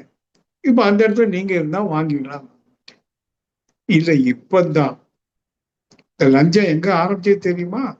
எனக்கு நல்ல ஞாபகம் இருக்கு. எனக்கு 6 வயசு 7 வயசு இருக்கும்போது நான் லஞ்சம் வாங்கியிருக்கேன். யார்ட்ட? எங்க அம்மாட்ட. எங்க அம்மா அடிக்கடி என்ன கடைக்கு அனுப்புவாங்க. முதல்ல பேசாம போவேன். 2வது அம்மா என்னம்மா சும்மா நச்சரிக்கிறீங்க? உடனே எங்க அம்மா சொன்னாங்க, "மக்களே, நீ ஒரு கடலை மிட்டாய் வாங்கி சாப்பிட்டு வா. இந்த அதுக்கு ஒரு 1/4 அணா." அப்ப 1/4 அணா. தேங்காய் அதெல்லாம் வாங்கிட்டு கடலை மிட்டாய் வாங்கி நானும் கை நீட்டி வாங்குவேன். இப்ப லஞ்சம் கொடுக்க ஆரம்பிச்சது யாருன்னா எங்க அம்மா. வாங்கி பழகுன யாருன்னா நான். எங்க வருது பாருங்க.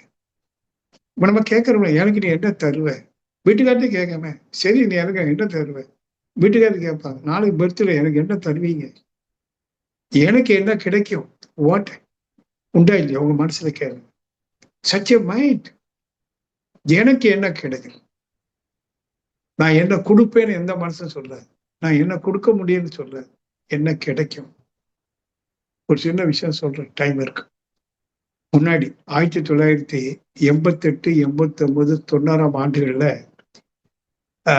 நான் தியானம்லாம் கத்துக்கிட்டேன். 88 கத்துக்கிட்டேன்னா, எங்க ஊரு கன்னியாகுமரி போற வழியில ஒரு மலை இருக்கு. மருத்வால் மலைன்னு பேரு. அங்க மாசத்துக்கு ஒரு சண்டே போவோம். நானும் என் நண்பர் சுப்பிரமணியமும் போவோம். அங்க சில சாமியார் இருப்பாங்க. நல்ல ஞானிகள். அவர் அப்படியே போனா அவர்ட்ட பேசுவோம். அவர் சில ஞானம்லாம் சொல்லிக் கொடுப்பாரு. ஒரு முறை அடுத்த வாட்டி போகும்போது நேந்திர மதமும் கொஞ்சம் அவலும்லாம் வாங்கிட்டு போகணும். ஏன்னா அவங்க மேல குகையில இருக்காங்க. நல்ல சாப்பாடு கிடைக்கும். கொண்டு அவர்ட்ட குடுத்தோம். அவர் கை நீட்டி வாங்கல. என்ன சொன்னாரு? கையால இப்படி வையினாரு. மௌனத்துல யூ கீப் இட் தேர். அவர் ரிட்டையர்டு கேரளா டிஎஸ்பி. சாதா ஆள் இல்ல. அவருக்கு நிறைய லாங்குவேஜஸ்லாம் தெரியும். அவ்வளவு பெரியவர். அப்படி வைங்கன்னாரு. வச்சுட்டோம். அவர் எந்திரிச்சு போய் அவரு குகைக்குள்ள போய் பொட்டுக்கடலை டப்பால போட்டு வச்சிருக்கேன். அதை கொஞ்சம் அள்ளிட்டு எங்க கையை நீட்ட சொன்னார். ஆளுக்கு ஒரு பிடி போட்டார். போட்டு கையை தடவிட்டு இந்த பழத்தை எடுத்துக்கிட்டார். அன்னைக்கு எங்களுக்கு ஒரு ஞான உபதேசம் கொடுத்தார். என்ன சொல்றாரு பாருங்க. சொல்லாம கொடுக்காம வாங்காது. நாங்க ஒண்ணு பணம் கொடுத்தோம், அவர் வாங்கல. அவர் கடனை கொடுத்துட்டு அவர்கிட்ட இருந்து ஏதோ ஒண்ணு கொடுக்க, கொடுக்காம எதையும் வாங்க. ஆனா நம்ம மனசு எப்படி? வாங்கினதே கொடுக்க மாட்டோம். வாங்கினதே திருப்பி கொடுக்குறோமா? நன்றி பேசுறோமா? கட்டியாவது பேர் நன்றி மனசுல நினைக்கிறோமா? இல்ல. அவர் ஒரு உபதேசம் கொடுத்தார். அது மாதிரி இன்னொரு சாமியார், அது அங்க இருந்து கன்னியாகுமரி பக்கத்துலயே ஒரு கோயில், பெருமாள் கோயில், ஒரு வைஷ்ணவர் பெரியவர். அடுத்த வாரம் சாக போறாரு. இன்னைக்கு நாங்க பார்க்க போறோம், தெரியாத சாக போறாரு. படுத்து கிடக்காரு கிழம். அப்படி சீடன் அவர் வீசிக்கிட்டே இருக்கார்.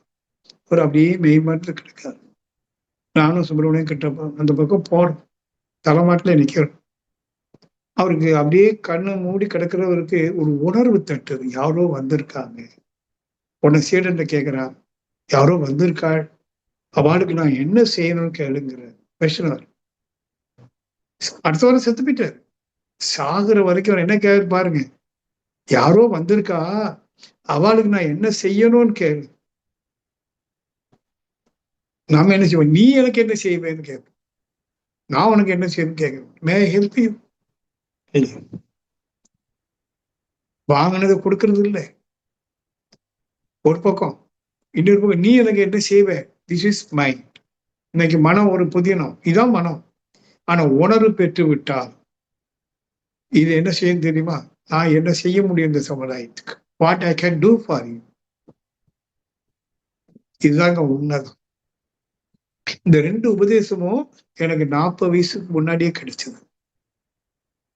அன்னையிலிருந்து இன்னைக்கு வரைக்கும் நானும் சரி, அவர் சுப்பிரமணியமும் சரி, இன்னும் நிறைய நண்பர்கள் இருக்காங்க. இந்த சமுதாயத்துக்கு குரு நமக்கு நிறைய கொடுத்திருக்காரு. ஞானம் அது எடுக்கெடுக்க குறையாது, மற்றா பேரு ஞானம். அதை கொடுக்கணும், சேவை செய்யணும். அறிவுத்திருக்கோயில் கட்டலாமா, தவமையம் வைக்கலாமா? என் வாழ்க்கை அப்படிதான். 1986 இருந்து என்னாச்சு, கிட்டத்தட்ட 40 வருஷம் ஆகும். எத்தனை தவமையங்கள், ஆமா, மனவளக்கலை மன்றங்கள், எவ்வளவு சர்வீஸ். இப்போ ஒரு கிராமமே உருவாக்குறோம், வேதாத்திரி மகிழ்ச்சி ஆன்மீக கிராமம். அப்ப என்ன, எனக்கு இறைவன் விட்ட கட்டளை என்ன, எனக்கு குரு தந்தது என்ன? இந்த அறிவை எல்லாருக்கும் கொடுக்கணும். மனசை கடந்து அறிவு நிலைக்கு எப்படி செல்வது அப்படிங்கிறத, இதெல்லாம் எதுக்கு சொல்றேன்னா, உங்களுக்குள்ள ஒரு உணர்வு தட்டணும். நீங்க பிறந்திருக்குது, நீ அதுல பிறந்திருப்பது இறைவனாக்கும் இந்த உடல் எடுத்து பிறந்துட்டு ஏதோ நான் கத்திட்டு கிடக்குது. ஆகவே அன்பு நண்பர்களே, சகோதர சகோதரிகளே, ஒரு அற்புதமான மாமனிதர் வேதாத்திரி மகிழ்ச்சியை நாம குருவாடத்திருக்கோம். ஒரு முழுமையான ஆன்மீகத்தை எளிமையா தந்திருக்காரு. அதை நீங்க நல்ல ஃபாலோ பண்ணணும்னு சொல்லி அனைவரையும் வாழ்க்கை வளம் என்று வாழ்த்தி நிறைவு செய்கிறேன். வாழ்க்கை வளமுடன். நன்றிங்கய்யா. வாழ்க வளமுடன், வாழ்க வளமுடன். அன்பர்களே, இவ்வளவு நேரம் மனம் எனும் புதினம் என்ற தலைப்பில் நமக்கு மிக சிறப்பாக மனிதனுடைய தன்மையும் அது எப்படி இறைவனை உணரக்கூடிய அந்த அளவுக்கு ஐயா நமக்கு சிறப்பாக கருத்துக்களை கொடுத்தாங்க. ஐயா அவர்களை அனைவரும் துரிய நிலையிலிருந்து வாழ்த்துவோம். ஞான ரிஷி AS ராதாகிருஷ்ணன் ஐயா அவர்கள் வாழ்க வளமுடன். ஞான ரிஷி AS ராதாகிருஷ்ணன் ஐயா அவர்கள் வாழ்க வளமுடன். ஐயா அவர்கள் அருட்பேராற்றின் கருணையினால் உடல் நலம், வீடாயும், திரை செல்வம், உயர்ப்புகள், மெய்ஞானம் ஓங்கி வாழ்க வளமுடன், வாழ்க வளமுடன். ஐயா, கேள்வி பதில் நிகழ்வு வச்சுக்கலாங்க ஐயா? சரிங்கம்மா, சரிங்கம்மா. கேள்வி எடுத்து வரும் மாணவர்கள் ஹேண்ட் ரைஸ் பண்ணலாங்க. அதுக்கு முன்னாடி ஐயா சொன்னது ஒரு ஷார்ட்டா ஒரு 2 நிமிஷத்துல சொல்லிடுறேன்னா, ஐயா நம்ம கற்காலம் முதல் இன்னைக்கு வரைக்கும் எவ்வளவோ வளர்ச்சிகள் வந்தாலும் அந்த மனித மனதிற்கு ஒரு செல்ஃப் சாட்டிஸ்பிகேஷனே இல்லை அப்படிங்கிறது 100% உண்மைங்க ஐயா. அது இன்னும் யாருக்குமே அந்த சாட்டிஸ்பிகேஷன் வர்றதில்லை. அதே மாதிரி அந்த அனைத்து தோற்றத்திற்கு மூல காரணமாயிருந்த அந்த சுத்த வெளிதான் தன்னிருக்க சூழ்ந்தெழுத்து மாற்றினால பரிணாம வளர்ச்சி பெற்று மனிதன் வர வந்திருக்கு. ஆதி சுத்தவெளி, அந்தம்தான் மனிதன். அத நமக்கு நல்லா தெளிவா ஐயா சொன்னாங்க. மனிதனுக்கு பிறகு இது தோற்றம் இருக்காது, இது இல்லை அப்படின்னாங்க. அந்த 6வது அறிவோட எழுச்சிதான் அந்த மனம். அந்த மனதிற்கு சிந்திக்கும் திறன் இருக்கு. இது 5 புலன்கள் வழியாக அந்த 5 தன்மையையும் உணர்ந்து அறிவதுதான் அந்த 5 அறிவு. 6வது அறிவுங்கிறது வந்து அந்த மனிதனுடைய மனம். அந்த மனம் வந்து அரூபமானது அப்படின்னு சொன்னாங்க. அனைத்து பொருட்களுக்குமே அதனுடைய தன்மை அதுக்கு தகுந்தவாறு இருக்கும். அதுக்கு தகுந்த ஆற்றலும் அறிவும் வேறுபடும். இந்த ஆற்றலும் அறிவு வந்து அரூபமா இருக்கும். நம்ம கிட்ட ஆற்றலாக உடல் இருக்கு, அறிவாக மனம் இருக்கு. இந்த மனம் ஒரு புரியாத புதிர். ஐயா சொன்னது வந்து ஒரு 100% உண்மை. அதாவது அந்த நம்மளுடைய பழைய experience, totality of past experiences தான் மனம். நம்ம இதுவரைக்கும் என்னென்ன உடல் எடுத்து வந்தோமோ அந்த அத்தனை அனுபவங்களோட பதிவு தான் நம்மளுடைய மனம். நாம் வேறு மனம் வேறு அல்ல. அந்த மனதனுடைய மறுமுனையான தெய்வத்தை அடையணும்னா நமக்கு ரொம்ப வைராக்கியம் வேணும். குரு மகான்கள் சொல்றதையெல்லாம் நம்ம திரும்ப திரும்ப சிந்தித்து தெளிவு பெறணும் அப்படின்னு சொன்னாங்க. ஏன்னா அந்த பேராற்றல் டிரான்ஸ்ஃபார்ம் ஆகி வரும்போதே பதிவுகளை எல்லாம் தாங்கி கொண்டேதான் வந்திருக்கு. அது ஆல்பா நிலையில இருக்கும் பொழுது அதுக்கு பதிவு இருந்துட்டே இருக்கும். நம்ம 13 அலைச்சூழலுக்கு கீழே போகும்போது அதோட பதிவு வந்து குறைவாக இருக்கும். ஐயா எப்பவுமே சொல்றது சமாதானம். எப்படி ஆனாலும் சமாதானமாக இருங்க. இது வந்து தொடர்ந்து முயற்சி பெற்றா மட்டும்தான் சாத்தியம் அப்படிங்கிறதையும் சொன்னாங்க. அது உண்மைங்க ஐயா. அதே மாதிரி அந்த மனதின் மறுமுனையான தெய்வத்தன்மையை உணர்ந்ததுக்கு, ஏன்னா அந்த பேரறிவுக்கே தெரியாது தான் ஒரு பேரறிவு பேராற்றல் அப்படிங்கிறதுக்கு தெரியாது. நம்ம அதை உணர்ந்து அந்த அந்தத்தை அடையும் போதுதான் அதுதான் ஆதியே தான் அந்தமாக இருக்கிறது அப்படிங்கிறத நம்ம உணர முடியும். ஆதி வந்து சுத்தவெளி, அந்த மனிதனுடைய மனம் அப்படிங்கிறதையும் ஐயா இன்னைக்கு நம்ம வந்து சொல்லி நாம வந்து முழு முயற்சியோட ஒழுங்குபடுத்தி அந்த மன தூய்மை அடைய வேணும். அப்பதான் இறையை உணர முடியும், நெருங்க முடியுங்கிறத சொல்லியிருக்காங்க. சுவாமிஜி வந்து நமக்கு நிறைய கொடுத்திருக்காங்க. குரு நமக்கு கொடுத்தத சமுதாயத்துக்கு நாம என்ன செய்ய முடியும் அப்படிங்கிற உணர்வு நமக்கு வேணும். அதை முழு முயற்சியோட செய்யணும் அப்படின்னு மனதை பத்தி ரொம்ப சிறப்பா எடுத்து சொன்னாங்க. ஐயா அவர்களுக்கு நன்றி. கேள்வி கேட்க விரும்புபவர்கள் ஹேண்ட் ரைஸ் பண்ணாங்க. வாழ்க வளமுடன்.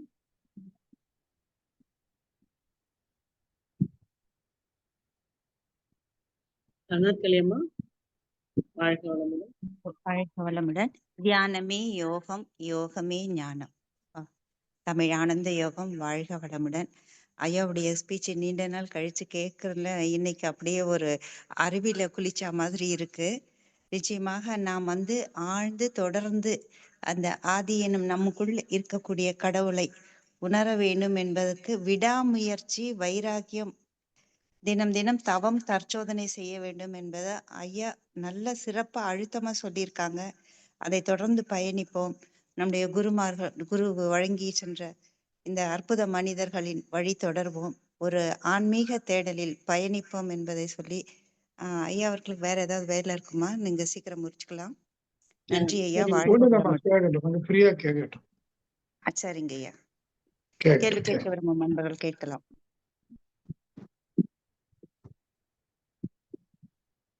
ஐயா நீங்க இந்த இது சொன்னீங்க இல்லையா, சமாதானம், அந்த இப்ப இது எல்லாமே வந்து பாத்தீங்கன்னா ஒரு ஒரு 50 ஆண்டுகள் கடந்து பொறுப்புகள் எல்லாம் குறையும் பொழுதுதான் இந்த பக்குவமே வருதுங்கய்யா. இப்போ குழந்தைங்க எல்லாம் சின்ன வயசுல இருக்கும் பொழுது அது என்னதான் தவம் பண்ணாலும் தவம் முடிச்ச உடனே அந்த மாதிரி உள்ளவங்களுக்கு எல்லாம் வந்து திருப்பியும் பழைய பிடிக்குதான் கண்டிஷன் போயிடுறாங்க. உணர்ச்சி வசப்பட்ட நிலைக்கு போயிடுறாங்க. அவங்க பக்குவம் அடையறதுக்கு என்ன பண்ணணும்? இல்ல, தானா வருங்க. வயசு போக போக வாழ்க்கையில வந்து நல்லது கெட்டதை சந்திக்கதான் அனுபவம் வரும். அந்த அனுபவ அறிவு ஓங்கதான் சிந்தனை அறிவு ஓங்கும். அதனால இந்த குறிப்பா நம்முடைய ஆன்மீகம் என்பது ஒரு நம்மளை தூய்மைப்படுத்தக்கூடிய ஆன்மீகம். இன்னைக்கு கோயிலுக்கு போயிட்டு வர ஆன்மீகத்துல வந்து ஏதோ கோயிலுக்கு போறோம், ஒரு பிரார்த்தனை செய்யறோம், தேங்காய் பழம் வைக்கிறோம், வர்றோங்கிறது எல்லாரும் ஈஸியா பண்ணிடலாம். மனசை தூய்மைப்படுத்தணும்னு சொல்லும் போது சின்ன குழந்தைகளுக்கு அப்படின்னா புரியாது. அப்ப அவங்களும் வாழ்க்கையில அனுபவங்களை சந்திச்சு அப்படியே வர வர வர தெரிய வரும். இருந்தாலும் பெற்றோர்கள் அவங்க வீட்டுல நீங்க தியானம் பண்றீங்க, நல்லது பேசுறீங்க இருக்கும்போது அதை பார்த்து அது பழகும். அப்பா அம்மா சரி எப்படி பிஹேவ் பண்றாங்களோ அதை பார்த்துதான் குழந்தை வளரும். அதனால கண்டிப்பா நீங்க பொறுமையா தான் இருக்கணும். குழந்தைகள் அப்படி பண்ணுது இப்படி பண்ணுதுலாம் நீங்க சொல்ல வேண்டியது இல்லை. அதெல்லாம் சரியா வரும். நீங்க நல்ல முறையில வாழ்ந்து காட்டுங்க. அதுதான் சரி விஷயம். கண்டிப்பாங்க கண்டிப்பாங்க. வாழ்க வளமுடன். நீங்க சொல்றது 100% அரசியல்வாதியோட பொசிஷன்ல இருந்து நாம அந்த தப்ப பண்ணாம இருப்போமான்னு நம்ம சிந்திக்கணும். அது அவ்வளவுதான். இந்த கொரோனா டைம்ல இந்த ஆபீஸ்க்கு போயிட்டு வரவங்களோட நிலைமையெல்லாம் அப்பதாங்க தெரிஞ்சது. ஒர்க் ஃப்ரம் ஹோம் பண்ணும்போதுதான் அவங்களுக்கு இவ்வளவு டென்ஷன் இருக்கா? அப்போ அவங்க கிட்ட நம்ம வீட்டுக்கு வந்தா எப்படி நான் பிஹேவ் பண்ணணுங்கிறது கொரோனா உணர்த்துச்சுங்க. கொரோனா வாழ்க நிறைய பேருக்கு வளமுடன். நிறைய விஷயத்த சொல்லி கொடுத்துருக்கு. ஆமாங்க. வெரி வாழ்க குட். வளமுடன்.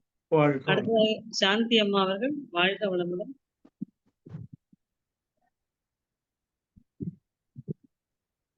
ஐயா வாழ்க வளமுடன். ரொம்ப நன்றிங்கய்யா. நீங்க அதாவது நம்மள இந்த சொல்லுவாங்க இல்லையா, குப்பைய வந்து கோழி கலக்கியது அப்படின்னு சொல்றாங்க இல்லையா? ம், ம். ஒரே ஒரு நிமிஷம். ஹவுதா?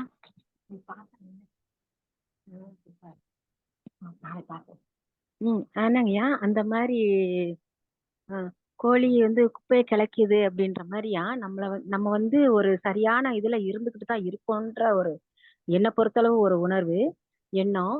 ஆனாலும் நீங்க இப்ப இன்னைக்கு வந்து எனக்கு நீங்க சொன்ன அந்த அறிவுரைகள், அதாவது விடாமுயற்சி, வைராக்கியம், நம்ம தெய்வ நிலைய அடையறதுக்கு உண்டான பக்குவத்தை நீங்க வந்து எனக்கு இன்னைக்கு ஒரு ஒரு எப்படி சொல்றேன்னு எனக்கு உண்மை புரியல. எனக்கு இது இந்த இந்த இந்த இது எனக்கு இன்னைக்கு தேவைப்பட்டுச்சு. இப்ப தேவைப்பட்டுச்சு.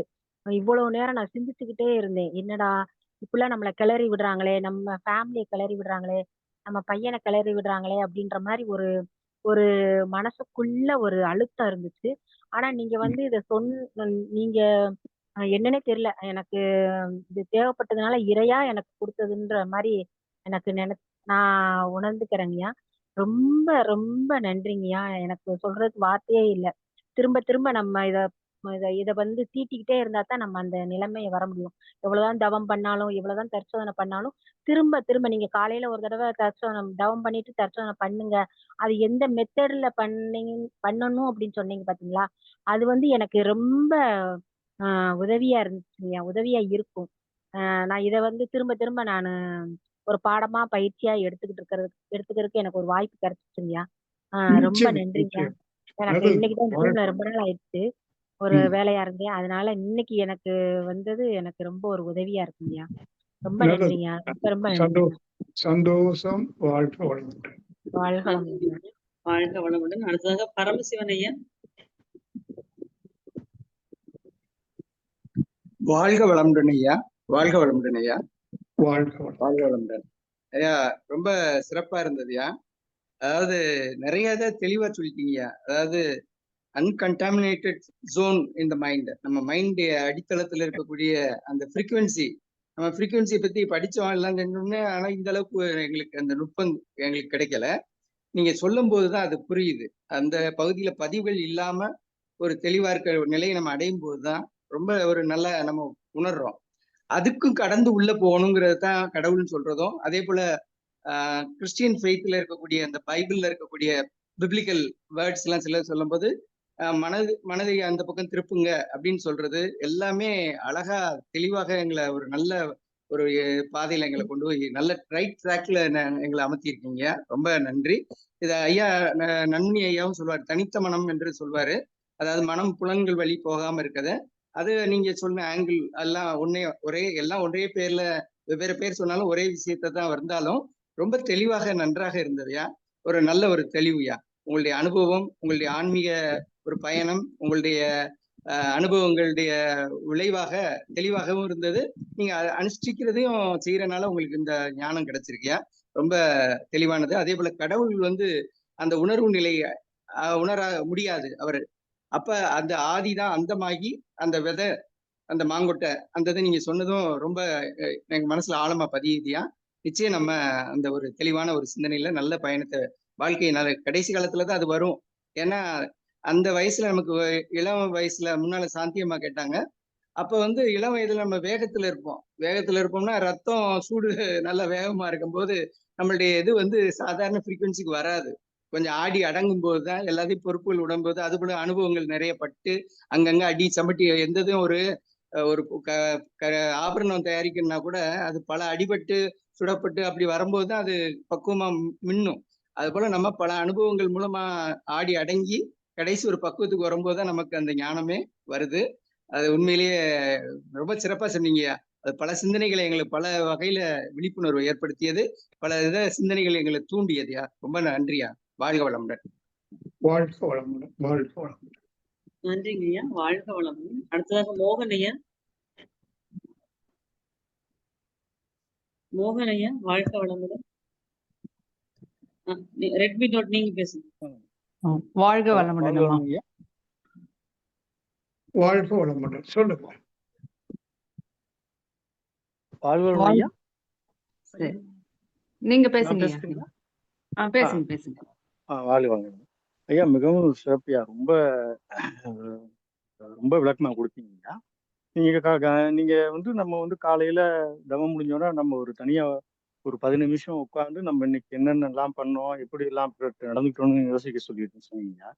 உண்மையிலே நம்மளாம் யோசிச்சு பார்த்தோம்னா இவ்வளவு நாள் வரையும் நம்ம நிறைய எவ்வளவோ மனதை காயப்படுத்திருக்கோம் அப்படின்ட்டு நிறைய பழைய அந்த நினைவுகள்லாம் வருதுங்க.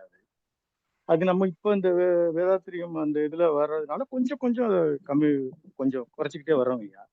ஆனா பல நாள் அந்த பண்ண இதுக்கு நம்ம இப்ப நம்ம அந்த இதை எப்படி இது பண்றோம்னா அந்த பதிவுகள் நம்மளுக்கு ஏதாவது அந்த சூழ்நிலையில டக்குன்னு நம்மளுக்கு அந்த ஒரு அறியாமையில வந்துருதுங்கய்யா. அது அந்த பிள்ளைங்களையும் மனைவிட்டையோ இல்லை சுற்றத்தாட்டை ஏதாவது ஒரு இது அது நம்மளுக்கு அந்த நம்மளையும் மீறி அந்த இது போயிருதுங்கய்யா. அதையும் நம்ம எந்த அளவுக்கு அதை குறைக்கணுங்கிறதுக்கு இன்னமும் நீங்க சொன்ன மாதிரி அந்த அகத்தாய்வு செஞ்சு செஞ்சு செஞ்சு ரொம்ப அந்த விடாப்பிடியா அதை மனசை நம்ம அந்த இதுல போக விடாம வைக்கிறதுக்கு இது நீங்க சொன்ன அந்த அகத்தாய்வு கரெக்டா அந்த அதுதான் எனக்கு சிறந்ததுன்ட்டு எனக்கு தோணுங்க. ரொம்ப நன்றிங்க. ரொம்ப நன்றி.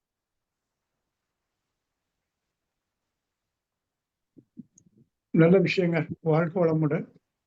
உங்ககிட்டதான் நான் என்ன கேட்டுக்கொள்வேன்னு சொன்னாக்கா, அவங்க நம்ம வேதாத்திருமேஷி ஆன்மீக கிராமத்துல இன்டென்சிவ் கோர்ஸ் நடத்துறோம் எல்லா மாசமும். அது அனார்கலி அம்மாட்ட கேட்டாலும் தெரியும், இவங்கிட்ட கேட்டாலும் தெரியும். நீங்க யாராவது 4 பேர் 5 பேர் ஒரு 3 நாள் அங்கேயே தங்கி நீங்க அதை நேரடியா வாங்க, நம்ம நிறைய விஷயங்கள் பேசலாம், சிந்திக்கலாம். வாழ்க வளமுடன். அடுத்ததாக ரெட்மி நோட். வாழ்க வளமுடன் அம்மா. வாழ்க வளமுடன் ஐயா. வாழ்க வளமுடன் ஐயா. ஆக்சுவலா இந்த மாதிரி சத்சங்கம் நிறைய நம்ம கேட்டு கேட்டு பண்ணா கூட சில டைம்ல விடிய விடிய ராமாயணம் கேட்டு சீதைக்கு சித்தப்பன்ற மாதிரி சில டைம்ல நல்லா கேட்டு நல்லா பக்குவப்பட்டுட்டோம், நிறைய பண்றோம் அப்படின்னு சொல்லிட்டு ஒரு சட்டுன்னு ஒரு ஒரு ஒரு 6 மாசமா நல்லா பண்ணிட்டு திடீர்னு ஒரு தப்பு திருப்பி பழைய பதிவிலே நம்ம பண்ணும்போது அப்போ ரொம்பவே மனசுல ஒரு சோர்வும் ஒரு சலிப்பும் வருதுங்க. இவ்வளோ பண்ணியும் இவ்வளோ கேட்டு இவ்வளோ இன்புட் போட்டோம், கடைசியில் நம்ம அவுட்புட் இந்த மாதிரி ஆயிடுச்சு, இந்த ஒரு ஃபிராக்ஷன்ல நம்ம தப்பு பண்ணிட்டோம் அப்படின்ற ஒரு ஒரு ஒரு குற்ற உணர்ச்சியும் வருதுங்க, ஒரு சலிப்பும் வருதுங்க. இந்த ஒரு சோர்வு சலிப்புல இருந்து திருப்பி அப்படி எழுந்து வரதுக்கு உங்க அனுபவத்துல ஒரு சின்ன டிப்ஸ் கொடுக்க முடியுமாயா? அந்த மன வலிமை இல்லைங்கம்மா, எல்லாருக்கும் அது வரும். என்னன்னா அதை என்ன சொல்லுவாங்க அப்படின்னா விழிப்பு உணர்வுன்னு ஒண்ணு இருக்கு. அதான் நான் சொன்னேன், சர்க்கஸ் கம்பியில நடக்கும்போது எவ்வளவு ஜாக்கிரதையா இருக்க வேண்டியிருக்கு. அது மாதிரி நீங்க ஒரு பேசும்போதோ செய்யும் போதோ கொஞ்சம் ஜாக்கிரதையா இதை பேசணுமா வேண்டாமா, இதுக்கு ரியாக்ட் பண்ணணுமா வேண்டாமா அப்படின்னு உங்களுக்குள்ள ஒரு டைம் பார்த்துட்டு தான் நீங்க ஒரு வார்த்தையை சொல்லணும். அது மாதிரி செய்யறதும் அப்படிதான். மற்றபடி உள்ளுகிற பதிவு சூழ்நிலை தூண்டுதல் இருக்கும்போது வரத்தான் செய்யும், யாரா இருந்தாலும் வரும். ஏன்னா பதிவு அதெல்லாம் இருக்கு, அதை எடுத்து வெளியில போட முடியாது. அப்ப சூழ்நிலை பாதிப்பு வரும்போது அது வெளிப்படும். அந்த இடத்துல நீங்க ரொம்ப ஜாக்கிரதையா இருக்கணும். அந்த ஜாக்கிரதையை உண்டு பண்றதுக்காகத்தான் நம்ம தத்துவனை பண்ணுங்க. தத்துவனை பண்ணத்தான் உங்களுக்கு குற்றுணர்வு கூட வருது ஒரு நல்ல விஷயம், நல்ல விஷயம். ஆனா இனி குற்றுணர்வு வராம இருக்கணுமானா நீங்க ஒருத்தர் உங்க வீட்டுக்கார்ட்டே பேசுறீங்கன்னா உரிமை இருக்குங்கிறதுக்காக எந்த வார்த்தையும் பேசக்கூடாது. உங்க குழந்தை நீங்க தான் பெற்றீங்க, ஆனாலும் என்ன வேணாலும் பேசிடக்கூடாது. அது இன்னொரு சோல். உங்க குழந்தைய சொல்றது இன்னொரு சோல், இன்னொரு கர்மா அது. நமக்கு உரிமையும் அதிகாரமும் கிடையாது. நம்ம இருக்குதா நினைக்கிறதே மாயா. குழந்தைகளையும் மரியாதையோட தான் நடத்தணும். அவங்க உணர்வுக்கு மதிப்பு கொடுக்கணும். அவங்க வீட்டுக்காரருக்கு மதிப்பு கொடுக்கணும், உணர்வு மதிப்பு கொடுக்கணும். உறவுகளை மதிக்க தெரியணும். இவ்வளவு எப்போ வரும்னா ரொம்ப ஜாக்கிரதையா ஹேண்டில் பண்ணணும். நீங்க நெருப்பை எப்படி ஹேண்டில் பண்ணுவீங்க? நெருப்பு எப்படி ஹேண்டில் ஆமாங்க. பண்ணுவீங்க? அதே மாதிரி உங்க வீட்டுக்காரர் ஒரு நெருப்பு, நீங்களும் நெருப்பு தான். உங்க குழந்தை உங்களை சுற்றி இருக்கிற எல்லாம் நெருப்பு, நாமும் நெருப்பு. அப்ப எப்படி அந்த நெருப்பை ஹேண்டில் பண்றது? அந்த மாதிரி ஹேண்டில் பண்ணதுக்கு நீங்க பிராக்டிஸ் பண்ணணும் டெய்லி. அவ்வளவு சீக்கிரம் இந்த மனசை கடந்து போறது முடியாது. பட் இதுதான் ஒரு பிக் சேலஞ்ச். இந்த சேலஞ்ச் நீங்க பண்ணி பாருங்க. இதுதான் பெரிய அச்சீவ்மெண்ட். நாட் ஓன்லி சேலஞ்ச், அது நீங்க பண்ணி பாருங்க, அச்சீவ் பண்ணுங்க. ஒரு கட்டம் வரும், ஒரு நாள் வரும். அன்னைக்கு நீங்க எல்லாம் உங்களுக்கு அந்த உணர்வு கிடைக்கும் போது என்ஜாய் பண்ணுவீங்க. நன்றி ஆமா. நன்றிங்க நன்றிங்க வா- ரொம்ப நன்றிங்க. வாழ்க வாழ்க. வளமுடன். நன்றிங்க. ரொம்ப சிறப்பான பதில்ங்க.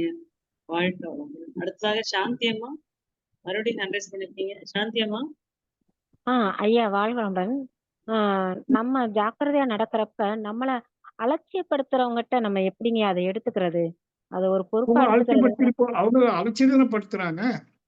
நீங்க ஆமாங்கய்யா. ஒதுங்கிக்க வேண்டியதுதான். ஆ நீங்க யாரையும் ஒதுக்க கூடாது. ஆமாங்கய்யா. அவங்க உங்களை ஒதுங்க. ஒதுக்குனா நீங்க ஒதுங்கிருங்க, நல்லது. வீட்டுக்காரரையவா கூட இருக்கலாம், ஹஸ்பண்டா கூட இருக்கலாம். ம். நீங்க ஒதுங்கி பழகுறது நல்லது. எல்லாருமே ஒதுங்கணும். நல்ல அப்போ அன்பு பாராட்டக்கூடியவன்ட்டு கூட நம்ம ஒதுங்கி தான் போகணும்.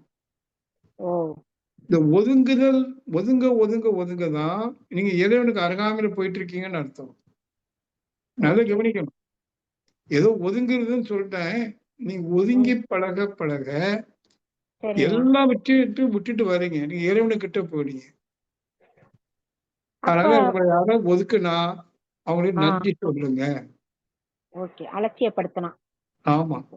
ஆனா ஆ நீங்க யாரையும் அலட்சியப்படுத்தாதீங்க. அலட்சியப்படுத்தக்கூடாது. ஓகே, ஆ, ஓகேங்க. அது நம்ம இதுல வந்து பின்னால யாரையும் அலட்சியப்படுத்துறது இல்ல, வேதனைப்படுத்துறது இல்ல. அதே சமயத்துல இரண்டொழுக்க பண்பாட நம்ம முயற்சி பண்ணிக்கிட்டே தான் இருக்கோம். முழுமையா சமுதாய சூழ்நிலை முழுமையா என்னால முடியலைனாலும், அத முயற்சியில நீங்க சொல்லும் போல ரொம்ப கவனமா டீல் பண்ணிக்கிட்டு இருக்கோம். ஆனா நம்மள வந்து அ அலட்சியப்படுத்துறப்ப தான் என்ன பண்றதுன்ற மாரி அந்த கேள்வி எனக்கு கெ கெ எழும்புச்சுயா, அதனால தான் உங்கட்ட கேட்கிறேன். மனச ஆமா. நீங்க பத்தி ஒதுக்கி ஒதுக்கி போயிடுங்க. ஓகேங்க. ரொம்ப நன்றிங்க. வாழ்க வளமுடன். நன்றிங்கம்மா. வாழ்க வளமுடன். அடுத்ததாக ஒன் பிளஸ் அவர்கள் கன்வெர்ட் பண்ணிட்டு பேசுங்க. வாழ்க வளமுடன்ங்கய்யா. ஐயா நான் பேசுறது கேக்குங்களா? கேக்குதுமா? வாழ்க வள- ஆ. ஐயா வாழ்க வளமுடன்ங்கய்யா. ஐயா வாழ்க்கை. நான் திருப்பரங்குன்றத்துல இருந்து நாகஜோதி பேசுறேங்கய்யா. எனக்கு வயசு 65. எனக்கு ஹஸ்பண்ட் இல்ல, பிள்ளைகள் இல்ல. நான் தனியா இருக்கேங்கய்யா. எனக்கு இந்த இறைநிலை யோகிய பயணத்துல ரொம்ப ஈடுபாடு. நான் வந்து இந்த தவமும் தற்சோதனையும் டெய்லி செஞ்சு செஞ்சு இப்போ என் மனசுல வந்து யார பத்தியும் நினைக்க கூடாதுங்கிற அளவுக்கும் மனம் ஓரளவுக்கு பக்குவப்பட்டுருச்சுங்க.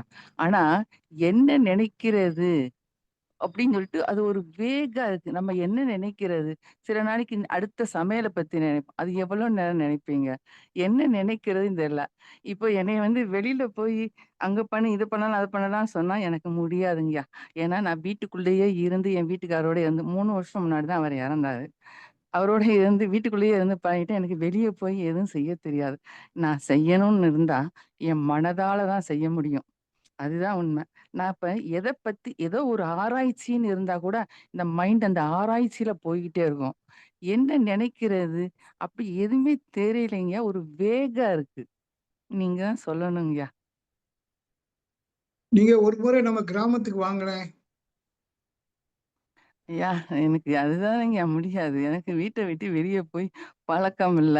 எனக்கு தனியா வரவும் தெரியாது. எனக்கு நான் வேண்டாம். மதுரையில இருக்கேன். நீங்க மதுரையில கூட வரேன்னு எனக்கு சொல்லுங்க. எதுவுமே தெரியாதுங்கய்யா. ஏ, நீங்க அவர் நண்பனை ஏட்டு கேளுங்க. ம். அனாதைக்கு அம்மாட்ட கேளுங்க. நீங்க ஒன்றும் எதுக்காக வர சொல்றேன்னா, 3 நாள் ம். எங்களோட உறவாடுங்க. உங்களுக்கு ம். ஒரு வழி பிறக்கும்.